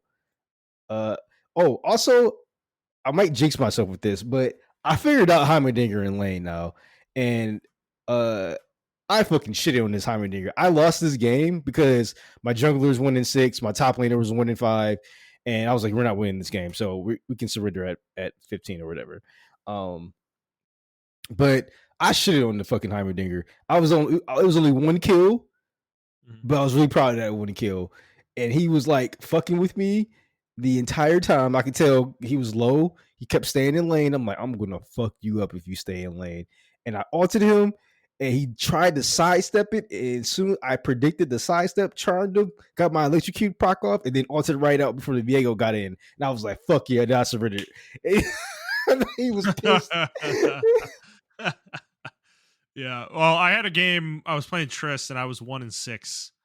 It was miserable. It was against an Ez and a Leona, and like things went bad that game for whatever reason. But that was a game that was one of the first games where I was like, you know what, I'm just gonna remain calm. I'm gonna farm. I'm gonna try to contribute in the team fights as best I can. Obviously, I'm not gonna be doing huge damage, but I'll do what I can, right? Yeah. And that's what I did for the whole game. And I went 1-6 in lane, and I ended the game 1-6-6. I didn't die for the rest of the game. And we ended up winning the game. Like the rest of our team was having a good game. I wasn't, so I just kind of like let myself recede into the background. I'm not important in this game. I'm gonna make sure I don't contribute to us losing, and Yep. I'm gonna let our teammates fucking carry the game, and that's what happened. So it's like I don't know, like it is easy to blame the matchmaking and get mad at the matchmaking and be like, yeah, my teammates are always idiots and the enemies always seem like fucking smurfs or whatever. But everybody's kind of got a biorhythm with the game where like you're playing well one game and playing bad the next game, and um that's different for everybody, so everybody's kind of in a different state when you're starting the game. So it's just, I don't know, it is, there are certain people you run into that are so obviously they just feel like they're bots, or they're playing on autopilot, or like they're just really not, I don't know, like they're not good at the game. you know Yeah. but like, dude, like I'm in silver though, right? Like I'm gonna run into all of this. It's like I'm not out of the rank where I think even gold probably has a lot of this too, Yeah, gold where has a lot of Smurfs. I ran into a lot of. It's more Smurf heavy in gold, really, either on your okay, team or the enemy team. on the enemy team. Yeah. Yeah, So I don't know. I'm back in silver one, 7 LP. I am exactly 50% win rate. But I'm just trying to continue to focus on remaining calm. Don't tilt. Because once you tilt, dude, you lose all, you just see in red, and you are not playing the game well anymore, and you don't notice it unless you go back and watch it, like watch the replay. yes, But yeah, and then you see it and you're like, holy fuck, I was not in a good place. Like I was doing some really dumb shit. Whether you win or lose, it doesn't matter. You'll notice it. So it's like, so yeah. I mean, it's okay. Leagues league. I still do want to play Dota 2. I think. yeah. Me too. I still want to I'm not play. drop. I'm not dropping League, but so yeah, I'm out of that headspace. I'm not uninstalling the game, but I'm not sure. I'm not sure how much I necessarily want to juggle both, but I am down. I still want to play Dota 2 because it is such a different game from League. It really is. It is a much like grindier kind of game. And the matches are longer. So you have more expression in Dota 2, and I think that gives the game more room to let you come back and like win when you were losing early necessarily. Yeah, Um, so it's not necessarily better, it's just different. And listening to Grubby talk about the game actually kind of like chilled me out a little bit on it, right? Like some of the design issues I have with the game. He is right, the game is fast paced, and that is an issue in some ways. But at the same time, we all know it's fast paced, right? So you can play around that, right? It's like, so it is just frustrating when you run into like a Kali Smurf or whatever the fuck, and I'm an ADC, and she just sees me on her screen and flashes on me, dashes, fucking hits me with the E, and I'm dead. It's like, but it is part of the game though. I know she's in the game. I need to be aware of her, right? Like I need to be paying attention to where she is. And that's part of the gameplay. So it is the answer, unfortunately, is always that you can get better. you know yep, that is reality. So that's kind of where I'm at. Is I'm just trying to focus on me, focus on improving, and focus on playing better. So yeah. Okay. Montrell, let's jump into the news here. We do have a handful of stories to talk about today. And our first one is Microsoft. So they had announced a couple months ago that they were going to be increasing the price of their first party games to $80 this holiday season, starting with The Outer Worlds 2. And they have since rescinded this decision. They're not going to be charging 80. It's going to be 70. They're going to continue to do $70. And they Obsidian posted about this on Blue Sky, and this was the message they sent out. Quote: "We have received your SOS via Skip Drone about the pricing. As an organization devoted to making sure that corporations do not go unfettered, we at the Earth Directorate have worked with Redacted to revise the price of the Outer Worlds 2." Yeah, so I mean the game's going to be 70 down from 80. I don't know. It doesn't seem like, we'll see if this is a decision long term or even midterm that they stick to with all their first party games. But I mean, what's your thought on this? I think it's a good strategy. Obviously, um, it's gonna sound really bad, but you're not Sony or Nintendo. Like you're the worst person to be doing Yeah, that is fair. Yeah, to be doing this. And I think it is okay to let Nintendo lead in this aspect. yeah, Um just try to get in where you fit in. As far, I think you can undercut people and try to get your first party games cheaper, like still $60 or even $50 for some games and stuff like that. And then maybe people will buy your games and try them out and stuff like that. So, Yeah. um, yeah, I do think the $80 thing was crazy. That even it was even crazy for that for them to even utter that Hmm. price point. Yeah. Yeah, and yeah, what you're saying makes sense, right? And I think eventually we're gonna get to the reality where all new games are $80, but we're not there yet. And Microsoft's eagerness to jump into this space was probably not well thought out. Because I mean, think about it, right? Like their games aren't necessarily like certain games aren't selling super well, anyways. You're making it worse by making it $80. Like if you're worried about revenue, you'd almost want to consider reducing the price, to get more people in. Because that I think that was a big reason that Claire Obscura was so successful is that it was $50. Yeah. Yep. Um, so I mean that's a strategy too. Like explore the price scale, bro. Like don't just go greedy and go to 80. Like that is a big barrier. I mean, dude, going even 70 is a lot, right? But I feel like 80 is like you are man, we're getting close to 100 with tax, It's like and that's a big ask for video games. Maybe unjustifiably so. I think games give a lot more value than the amount of money we pay, generally speaking. Video games are still, I think, still largely a huge value proposition for as a hobby space. Yep. But at the same time, they like these companies have conditioned us as a community to feel like $70 is a lot of money for a game, though. Because of this like whole the whole free to play movement that's happened in the last 15 years. That is making people not want to pay for their games, period.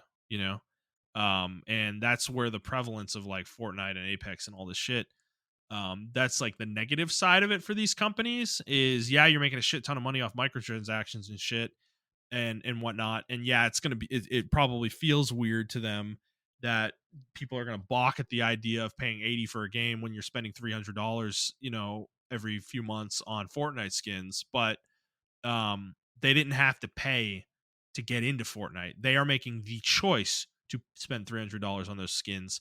They're not being forced into it. So when you're making your game's upfront cost $80, people feel forced to pay that price. As a result, it's just a different transaction. The relationship with the customer is different there, and that psychology is different as a result. Even if it doesn't make sense necessarily, that's the reality of it. And I just think these companies are a little bit they kind of created a catch 22 for themselves, because yeah, free to play games are huge moneymakers, potentially, but it impacts that, this new game standard. People are not going to be as willing to pay 80 or $90 for a fucking new game, because they're used to free to play. So I don't know. And Microsoft, I think you're right. Right. Like I think of the big three, they are the last one that should have been thinking about doing this. And Sony hasn't shown any inclination whatsoever to increase pricing, which is surprising for them, but I think is the smart strategy for them at the same time. Like you were saying earlier about, let your opponents make mistakes in League. That's what Sony's doing with Microsoft here. Let Microsoft step in it and make this mistake, and we're going to be the good guys who are still selling our games for $70. I mean, they're Um, always is they've been doing this for the last 12 years. They did it with the DMR thing mhm, or the DRM thing, mhm. where they was like, here's how you share a game, and it was just Yeah, like, right. so So I think Sony's always been savvy with that level of the industry, and they're showing that again here, which is funny. But so I think it makes sense. It's a good thing, obviously, for gamers, but we'll see when that $80 jump happens. It might be a thing that we don't see it till the next generation now, mhm. potentially like PS6 and whatever the next Xbox is. So that might be what we're looking at more realistically. So all right, moving on.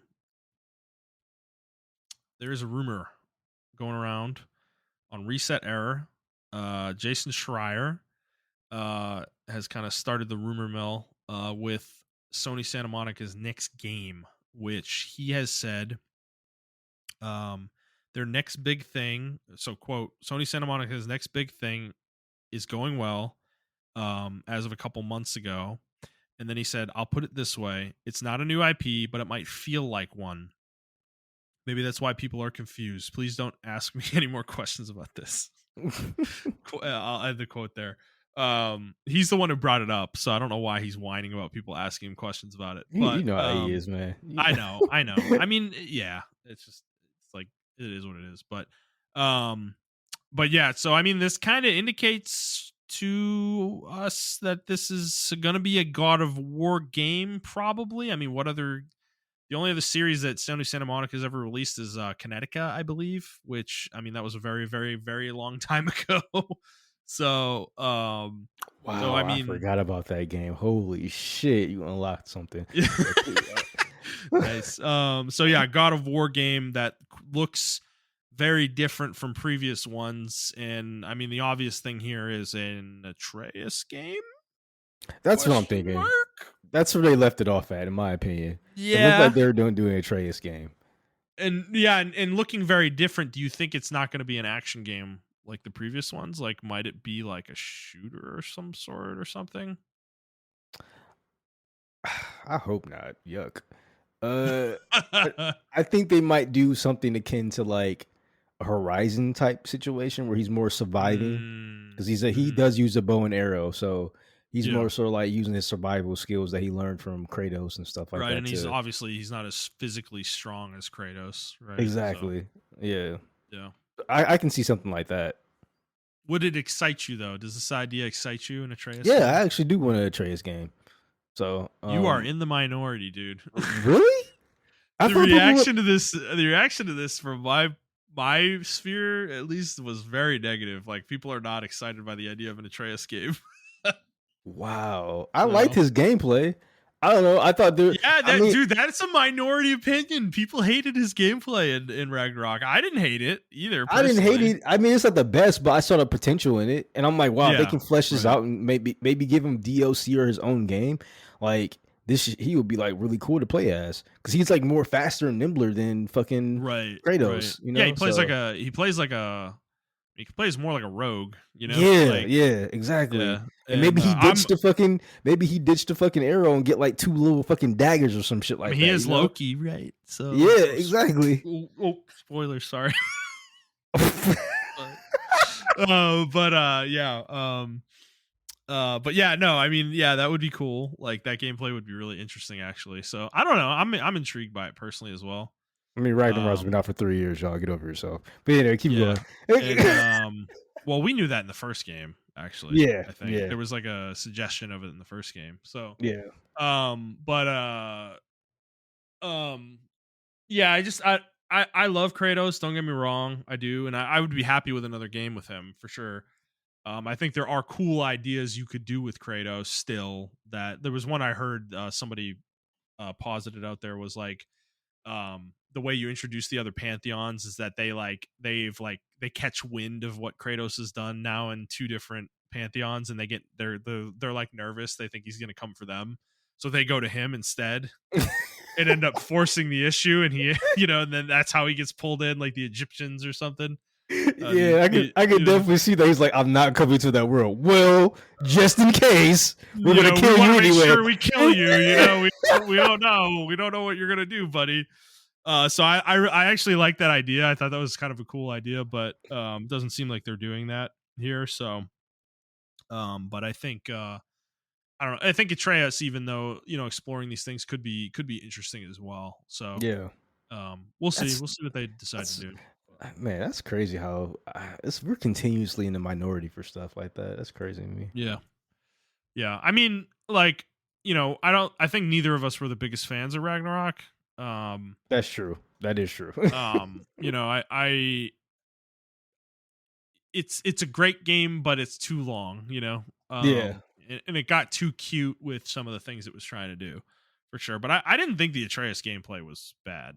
That was not one of the things that I thought was a problem with the game. So, I don't know, but yeah, like you said, we're always in the minority with our opinions. Montreal, it feels like. As we know, the Final Fantasy 15, the lengthy feelings about that over the years. So, but yeah. Okay, so we got that going on.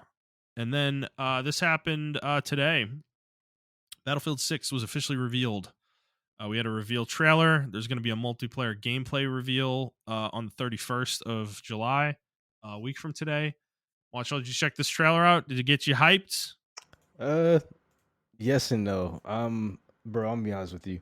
I watched the trailer. I was like, yeah, I felt something, and then I was like, I instantly got upset because I saw like a Battlefield 2042 like side video or whatever, and I was just like, yeah, I can't, I can't get too hyped, bro. I was like, and I even tweeted like no pre-orders, and everybody, a lot of people was like, "Yep, I know exactly what you're talking about," and I was just Yeah, like, "Yeah, no yeah, pre-orders, man. Like, I'm yeah, not getting hype, even if I play the beta and the beta's good. Still not getting hype until the final product comes out because yeah, there's still shit I don't like. I don't like the battle royale. I wholeheartedly feel like battle royale does not deserve to be in a Battlefield game, even though it's free to yeah, play. And then they yeah, have another mode that they have that's going to be free to play as well.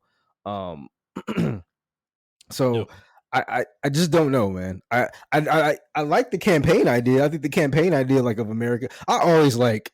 I don't know what it is, and it's not like I'm anti-American or anything. I always like the idea like of America getting attacked and we like defending ourselves against it. Like I yeah, don't know why. dude. I mean, it's because it's never really happened in modern history, right? True, yeah. Like 9/11 obviously was an attack, but it was a terrorist attack. It wasn't like a A full nation scale coming at invasion. us. Yeah, Yeah, right, exactly. So it's fascinating as an idea because it's not happened, So we don't have like an idea of what it would look like in modern history. yeah, So exactly. yeah, no, I definitely think that's appealing too. And the funny part is I like the president part where it's like I'm waiting for the president to be like hardcore and be like, we will find you, we will destroy you, if you attack us, or something like that. Yeah, It's like, but so I don't know. So yeah, it's an interesting idea. I think the funny thing about this though is like we literally just talked about this game a few weeks ago, and it yep, was not looking good from what we've heard. So I don't know. Like, yeah, they're doing their PR and whatnot. I think your approach is correct. Definitely approach this game with wariness. I would not let it come out before you guys jump into it. It's and I mean personally, I actually think if this game is good, because I mean, remember with 2042, dude, I wanted to play that game. yeah, I really yep. wanted to play that game, and I was super disappointed that it was trash.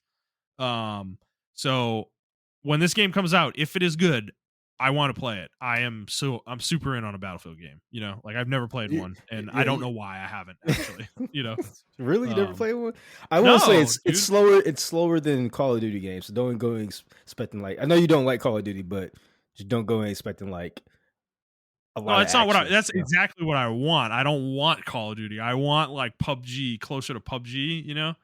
And it's not that slow, I'm sure, Yeah, it's but not that slow either. It's like in but between. It's like I a want in I between. want a tactical shooter is what I'm looking for.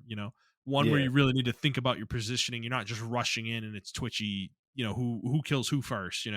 It's more yeah, about like positioning and the way you strategically decide to like approach the fight.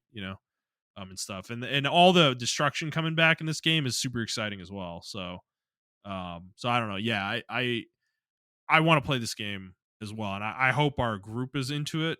Because that's what I like. I want a new shooter. I'm kind of bored with what's out there. It's like we went back to PUBG a few months ago, and that was kind of fun, but it's like it's just it doesn't last that long. It's not there's no obsession anymore with that. It's just like we get tired of it eventually and drop it again. I'm sure if we went back to Apex, the same thing would happen. I need a new shooter on the scene to like really grab me.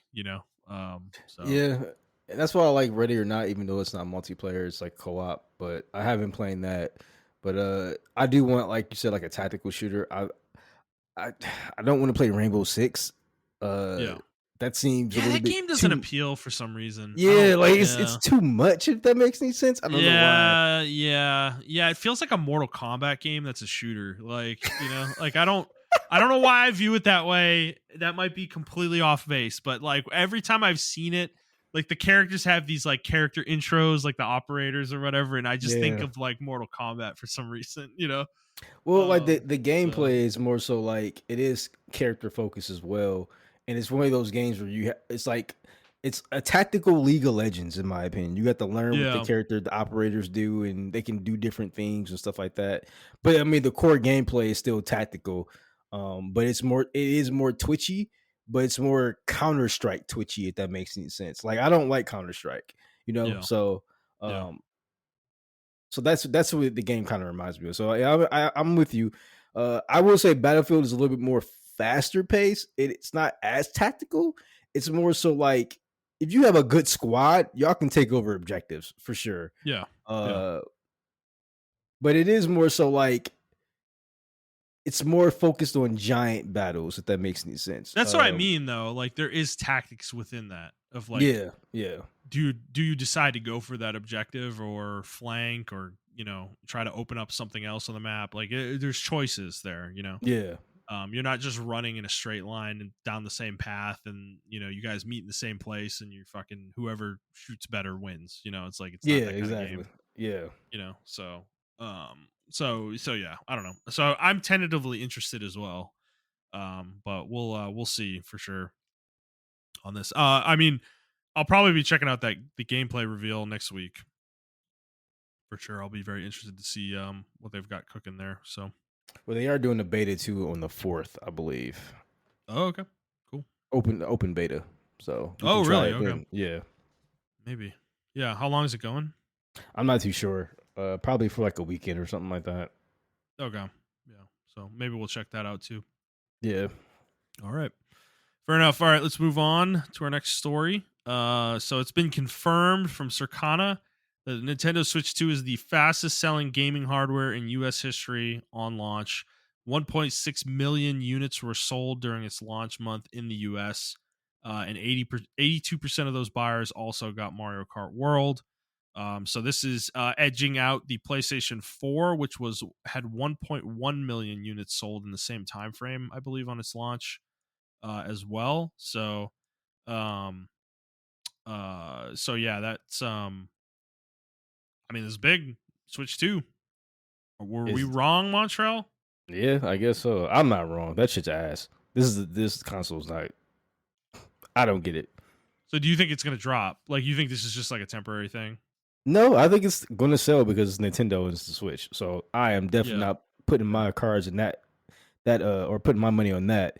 But I will say, as one of the first people to get it the first day, I haven't touched my Switch too. I Yeah. haven't touched it at all. So Yeah. the last Gotcha. time I touched it when I was on a airplane ride to Detroit, and then I came back Yeah. and I was playing it, and that was it. I haven't touched Yeah. it since. Okay. Gotcha. Well, so I didn't realize this because these these numbers are um they've been coming out later and later. But the Circana number, this was part of the Circana report for the month, Okay. actually. So I don't have the full numbers that I usually have, though. Unfortunately, the site that I was using, I used to use VentureBeat before they became GamesBeat. And now GamesBeat is requiring you to become a member to see these articles. Really? Yeah, so I can't.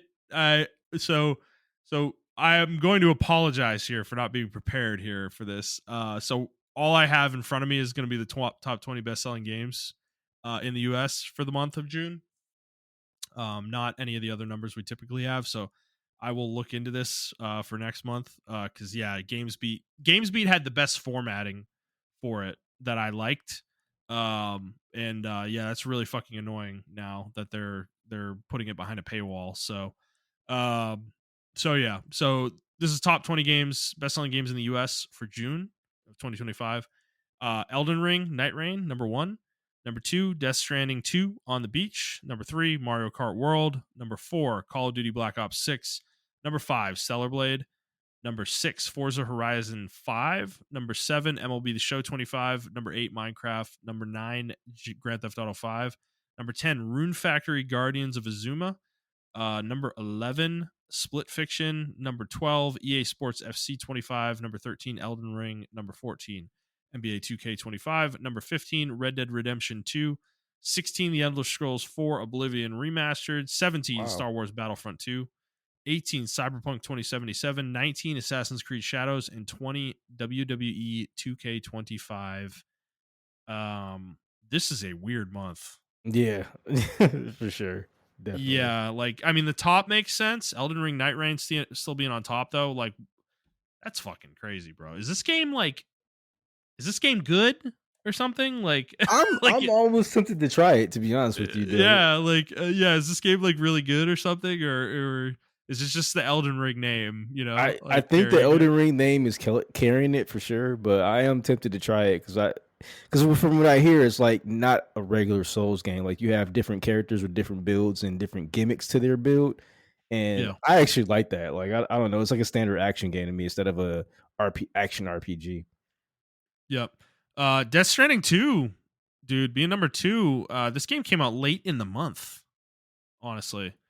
So that's pretty impressive, actually. I mean, Yeah, it is above Mario Kart World, but there is a caveat: digital sales are not included on this chart. So that's a big I deal with I, Nintendo, I probably. will But say a lot of people aren't liking Mario Kart World. yeah, I will say that. So really. yeah, Hmm. they don't. A lot of people aren't really liking it. Apparently, it's missing some stuff or whatever. I don't fucking know. I'm not a Mario Kart head, so whatever. Hmm. Yeah, yeah, yeah. Stellar Blade being at 5 too. I think did it release on PC? That's why it's going crazy right now. Okay. And the Okay. mods are insane. I mean, didn't the fucking director ask for it, or I whatever? mean, yeah, but dude, I just decided to go on Nexus mods to see what the fuck was going on. I'm like, I gotta Yeah. see what the fuck is going on. And Yeah. like, this was like 3 days after the game release, by the way. I haven't checked it out. It's probably even Oh crazier my now. But I went yeah. on the bot, dude. They had Yeah. already Yeah. like obviously naked fucking what's her name? Eve, yeah. Eve, naked Eve and stuff like that. They had naked Eve with a penis. Uh Oh fuck, dude. they, Oh, uh that's fucking you can hilarious. turn Adam into a girl. Uh Okay, hell yeah, let's go. Yeah. uh they had like um what was the girl name? The like Tinkerer girl, the girl that helps you tinker with your Lily. Lily. You can make her bustier, like an actual full figured woman instead of like No, come on, dude. No, don't do that, guys. Come on. Oh, Jesus. uh Lord. and then obviously you can make her nude and stuff like that as well. Oh my Um god. she's like what? She's like of age, right? She's like Look, 18, no, 19, no, right? no, no. I think she's like a teenager. I don't know. What? Okay. Look, people who want that, you're the reason the next story happened. Okay, I'm just saying that. All right. So, I didn't know that. I thought she was like I'm I pretty got sure. I mean, she looks like a kid, bro. Like yeah, she she looks like does look she's like a like kid. 14 or something. She Like, does look like a kid. I mean, we have to remember these are all like they're all like Androids, yeah. androids, so I don't. It's all vague, anyways. But again, this is the I'm in 1,000-year-old dragon though. Actually, kind of bullshit, So she looks like a kid. She's a kid, bro. Like, So I even don't know. if you look at the wiki, it says a full grown individual. That's Oh in the Lord, so Lord, she no. so she's just a petite woman. That's what it is. Okay. Uh-huh. Yeah. Okay. Hey, it's not egregious. Like it's not like It's not. Zoe. It's not It's not like Zoe fucking Fire egregious. Emblem, bro. No, it's Yeah. not Fire Emblem bad, where they're literally a 5-year-old and they're like, "I have the intelligence of a fucking 1,000-year-old dragon." Like fucking So if you do stuff with me, you want to feel bad. brother, dude. Fire Emblem Awakening. Fire Emblem Awakening I personally is the think that's most the worst Fire egregious Emblem. one I think that's the because worst Fire Emblem, dude. bro, Like that. you meet Tiki. I believe it's Tiki that you meet, No, and you're she's right. literally a child when you meet her, right? And then there's a time skip in the game. And by the way, this is a 1,000-year-old dragon, right? For some reason, you can have sex with her, not in the game. It's like part of the time skip, and you will have a child with her, and she will be an adult in the time skip for some reason. Like, What?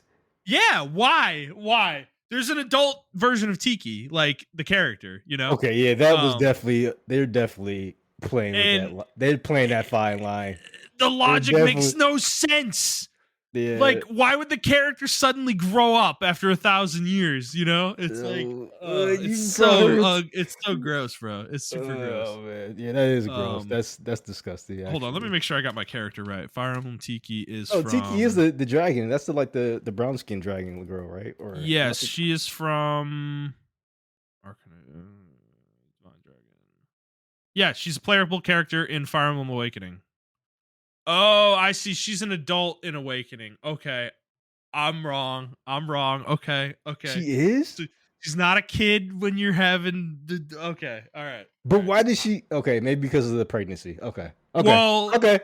We can let it no, go. no, no. She's an 1,000-year-old dragon, right? So she's actually, I believe she appeared in the first Fire Emblem game, actually.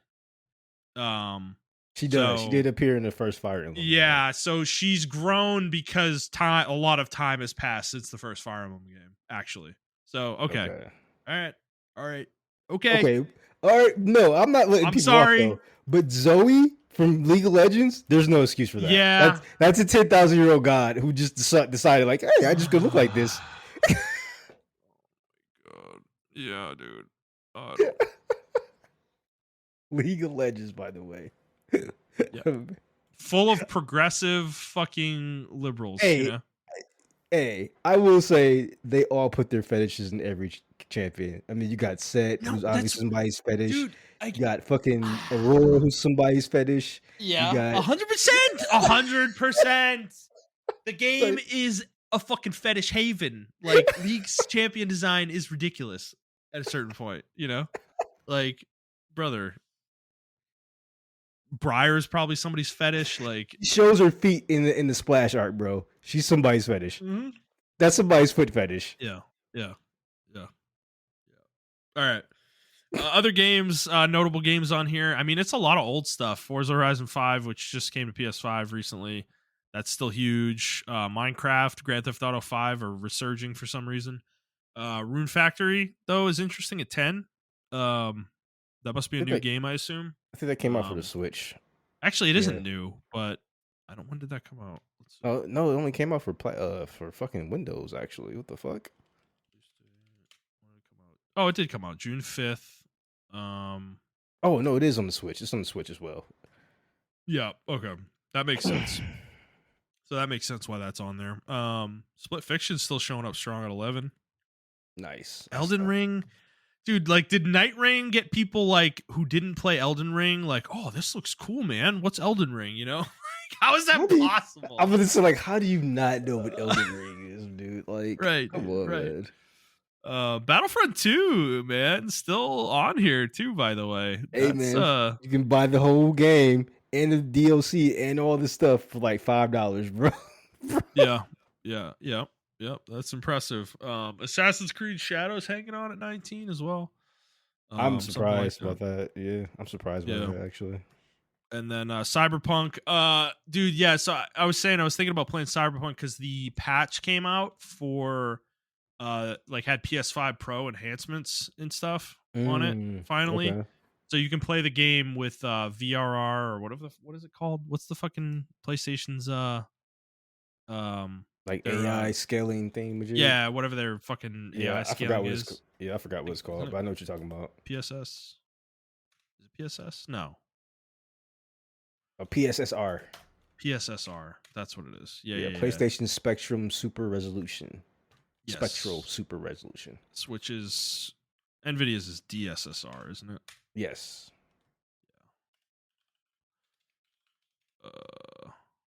Oh, it's just DSR.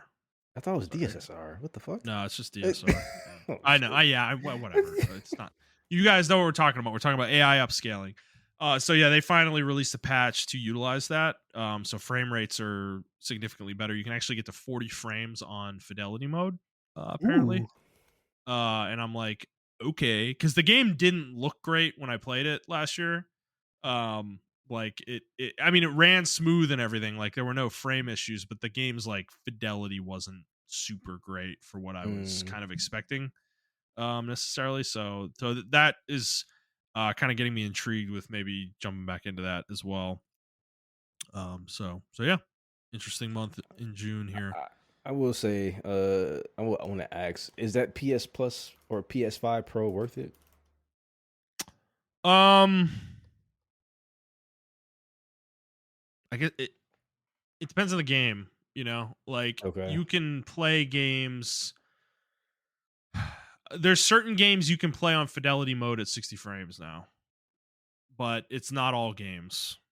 You know, so and the annoying part is it's not really built into the game very well. A lot of the time, you kind of have to go look it up and see like how it runs. Mm, okay. Um, so but yeah, for me though, I mean, yeah, I don't I think it I don't know. I haven't like noticed the enhancements per se, but I'm kind of I just like having the best shit, a lot of the time. So Yeah. um yeah, but okay, moving on to our final story, which I did tease a little bit here. So this has been an evolving story actually since last week. So Valve removed a bunch of games last week at the behest of payment processors, so like Visa, MasterCard, Verifone, shit like that, um, from Steam because they were adult games that these payment processors were not comfortable allowing transactions for to happen.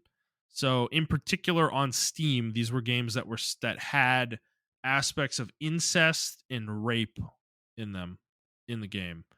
But this evolved over the course of this week to go to itch.io as well, which is an indie game platform, and they took a much more severe approach to this, where they de-index the games, so they're still on the storefront, but you cannot search for them through tags or any other. Like the only way I think you can search for them is if you actually put the exact name of the game in to search. So and they did this to a much wider range of games than Steam did. It was anything adult oriented, basically, that was like an adult like dating sim or visual novel type stuff, anything like that. Was part of this for itch.io, and they did have a statement here. Let me see if I can find it. um Sorry, I'm still trying to find the quote. Here we go. Quote, yeah. So we understand this action is sudden and disruptive, and we are truly sorry for the frustration and confusion caused by this change. After scrutiny from our payment processors regarding the nature of some of the content hosted on itch.io, uh, they had to remove the games, and then they continued, our ability to process payments is critical for every creator on our platform. To ensure that we can continue to operate and provide a marketplace for all developers, we must prioritize our relationship with our payment partners and take immediate steps towards compliance. This is a time critical moment for itch.io. The situation developed rapidly. We had to act urgently to protect the platform's core payment infrastructure.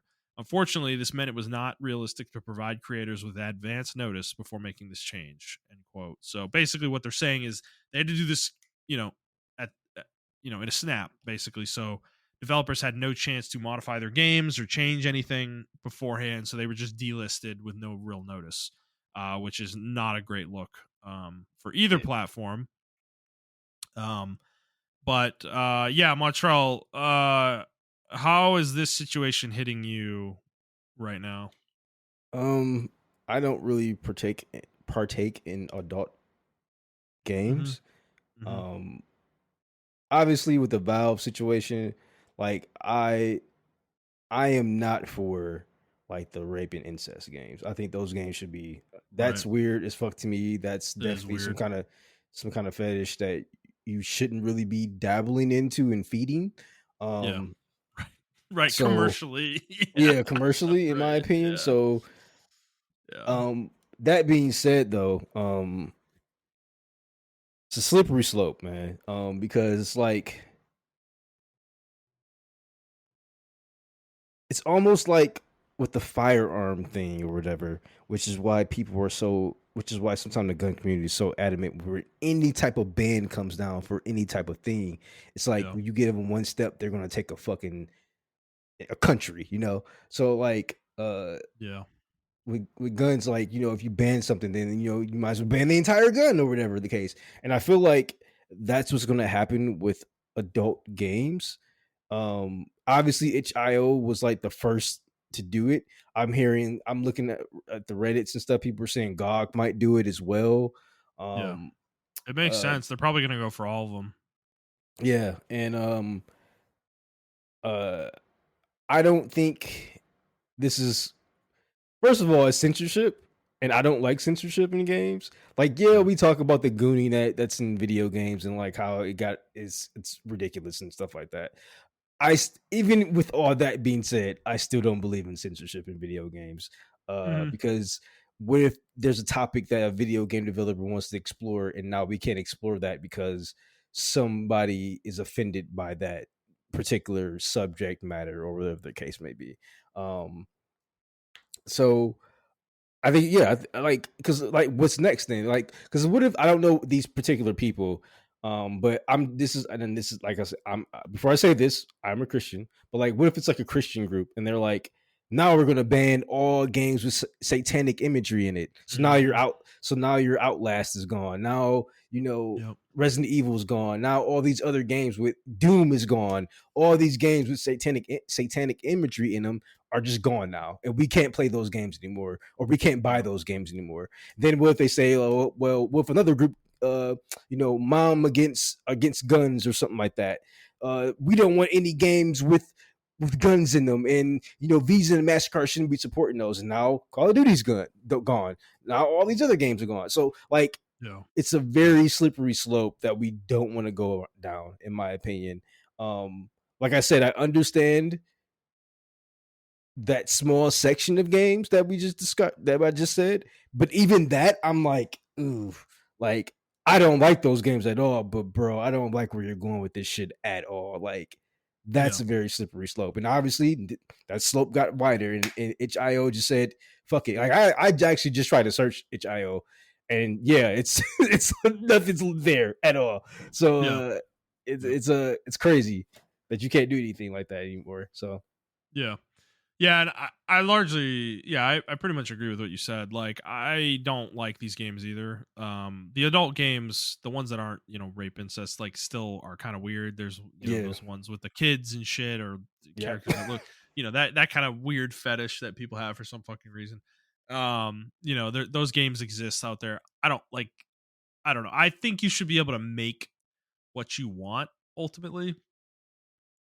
It is a free market, but in the market will react to that. But Yes. I Yep. don't think the payment processors have a lot of power inherently, and I don't appreciate them wielding it in this way, you know. Yes. I think I don't really know what the solution is to this necessarily, but they shouldn't be able to just say we don't like what you're selling on your platform, because I mean this could apply to anything, right? Like they could do this to like fucking Neiman Marcus or Target or something, right? They could be like, well, yeah, we don't want you to sell that product in your store, like we're going to stop payment for we're going to stop all your payments, your ability to process payments. They could do that to anybody, this is a level of power that like they have to keep their like they keep their powder dry most of the time, and this is like an extreme where they feel like they need to get involved, but like yeah, what's that line, right? As like leadership changes, the company changes over time, that line could get less and less severe, where we're getting to the point where like yeah, they don't like war games, or like they don't like Grand Theft Auto because it's fucking promoting drug culture and gangs and shit or whatever. Like that could easily happen as well. So I don't know how much Valve fought. Like we don't know that. Same with itch.io. We don't really know how much they fought or how those conversations went, but I would hope they fought pretty hard because um this is not a precedent you really want to be setting, Um I don't think in any marketplace you want somebody who is not involved in the marketplace directly coming in and deciding what people get to sell. you know, and that is Yeah, that is because a it's a bad situation. because now as you're talking about it, I think this is a testing ground. I mean, obviously, Yeah, people use video games for testing grounds for different things. I mean, remember like the whole super liberal movement where a lot of those writers and journalists weren't even gamers; they're just using the gaming stratosphere to break their career in and stuff like that. So we've seen yeah, this before from one side, and now it looks like it's coming from the other side as well. And I think they finally found the Achilles heel, and they're like, oh, so we can probably do this to movies now. We can probably do this to streaming platforms. We can yep, probably do this to websites. Like now, your favorite porn website may be just up and gone because they can target like the fucking the the site hoster and like, yeah, well, you're using our payment system, and yeah. we don't Right. like this, so like News sites, anything they can news, target yeah, anything they want. yeah, anything, bro. It's Um, very scary now. Like that's yeah. I don't like that.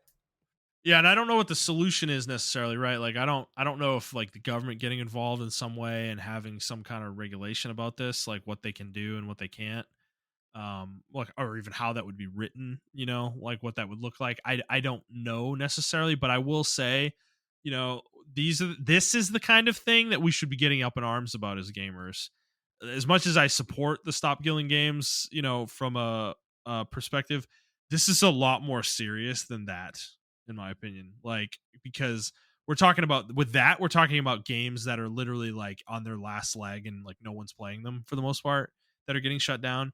This is literally going to this could determine the types of content you see at all, you know, and you even have the ability to fucking buy, um, it's like, again, slippery slope is the exact term I would use, because it's like, it's, yeah, right now it's incest games and games with rape, right? Like, and that's, I don't think most people would support that, right? Like those kind of games. Well, in Um, itch.io's case, it's all adult games. Like but all their yeah, and adult it, content is gone. right, and we don't know how that conversation went, right? Did the payment processors want it to be all adult games, right? Yeah, Or exactly. what? Or was it just the rape incest stuff, the more extreme games? And Itch decided to go further on their own. I doubt it, because I would expect that the payment processors probably push for this level of severity. They weren't successful with Valve, for whatever reason. Valve's got more pull. Obviously, they're a bigger company, and they probably have some ear of some political ear as well. I would imagine, that they might have threatened or something. But because yeah, the payment processors definitely don't want the government getting involved in this either, right? That would be the one thing that would kind of curtail this. But it's like they're facilitating a service for payment. Like that's supposed to be their purpose. Their purpose in the market is not to decide what content people see or what products people can buy, and that is way out of bounds. I don't care what they're doing it for. Yes, it's something that Montrell and I don't support, right? Like we're not into these games. We don't even really think these games should exist. But it doesn't matter, because once you do it for this thing, then it just becomes a rationalization game on what the next thing is, in your Exactly. head. Yep. You just come up with an argument that's like, well, these aren't good for our children, and it's like, this shouldn't, it's like, you can spin these things however you want, those kind of Yeah, arguments. because So because what if your games have adult themes in them, like with Mass Effect, the Mass Effect sex scenes, or even GTA, or you're like Catherine, killing bro, I think cat, of, yeah, Catherine or something like that. yeah, Like all those games where you're doing adult things or doing adult oriented things, they may like have you're sex literally scenes cheating in on them. your wife in that game, you know Yeah, exactly. like, yeah, it's like, so I don't know, So like, it's yeah, where's the slope gonna stop? Like, what if they mhm, look at those games too? Like, well, we don't want any GTA games because they promote drugs, violence, and right. prostitution and everything like that. And you're just like, well, I guess we can't sell GTA anymore. So like, yeah, I don't like I this. will I say, think if they ever companies, tried that, I guarantee you 2K would be up in they would be in Washington the next day, talking to people, being like, "This is bullshit. Like, you shouldn't be able to do this." Um, you know, I think you know, Visa, Mastercard, they've stepped over a line here. Frankly, whoever it was, we don't know which payment processor it was, by the way. Um, but whoever it was, they have absolutely stepped over a line. Um, and somebody has a comment in the article. Stupid, unregulated, goddamn evangelical credit card duopoly monstrosity. No, Uh, I think everybody knows it. We just don't want to yeah, say it because you can't prove it. yeah, But yeah, yeah, yeah, I agree. yeah, I usually yeah. when someone comes for video games, it's always like an evangelical group or something like that or something. Hmm. So I don't know, man. It's a very slippery slope, dude. I think this is I think their next step, they're like, okay, our shit doesn't stink now. Let's Yeah, go for like violent video games. And right. I think they're gonna try it. I think they're gonna try. I think violent video games are next. Like we're just like one more shooting away from like, oh, now we should take all away violent video games because they promote shooting people. And it's like that's not what it is. It's it's like mental health and guns. But like video games, yeah, you can say that, whatever. And I think that's where we're gonna go down. Like, I don't know, man. This is like Justin said, I don't play the really adult games and stuff like that. I know people who like them and like cool, but I'm not talking about the rape and incest games. I'm just talking about regular adult video games and stuff like that. With like, Yeah, but like, uh, I think yeah, that's crazy. I don't know. Like, I don't know, man. yeah, yeah. And I don't know. Part of me thinks like the solution is like put these companies in a box, basically, make them utilities because that's what they are. Hmm. Honestly, at this point, like they're essential to modern society. Um, like we literally need them to function. So put them in a utility box, and then they can't do anything. Like and just take their ability to do this kind of thing away. I don't know. It's I like mean, if crypto was more easier to get into, I yeah, would just say process everything through like a certain cryptocurrency and then do that. And that way you can yeah. make it easier for the consumer to just purchase that cryptocurrency and therefore purchase the game or Yeah, but purchase stuff off that even market. then, even then, I think I don't. Part of it might still go through these guys, True. because they facilitate the whole payment process.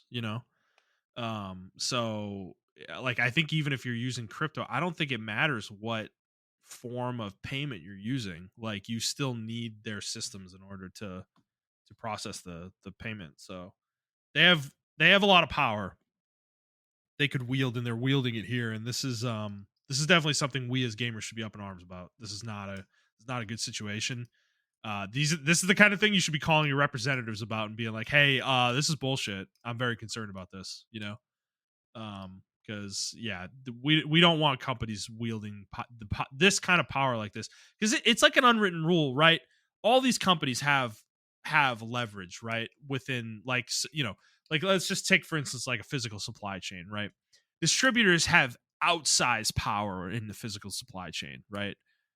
Because they're the ones who everybody comes to get product, right? So they can play favorites, right, with people if they Yeah. want, and they certainly do. I'm sure they do every day, right? But it's like an unwritten thing, though. Like the level of that is like kind of unwritten, and it's the same thing here. It's like you're not supposed to step over that line. You don't get in our business like that.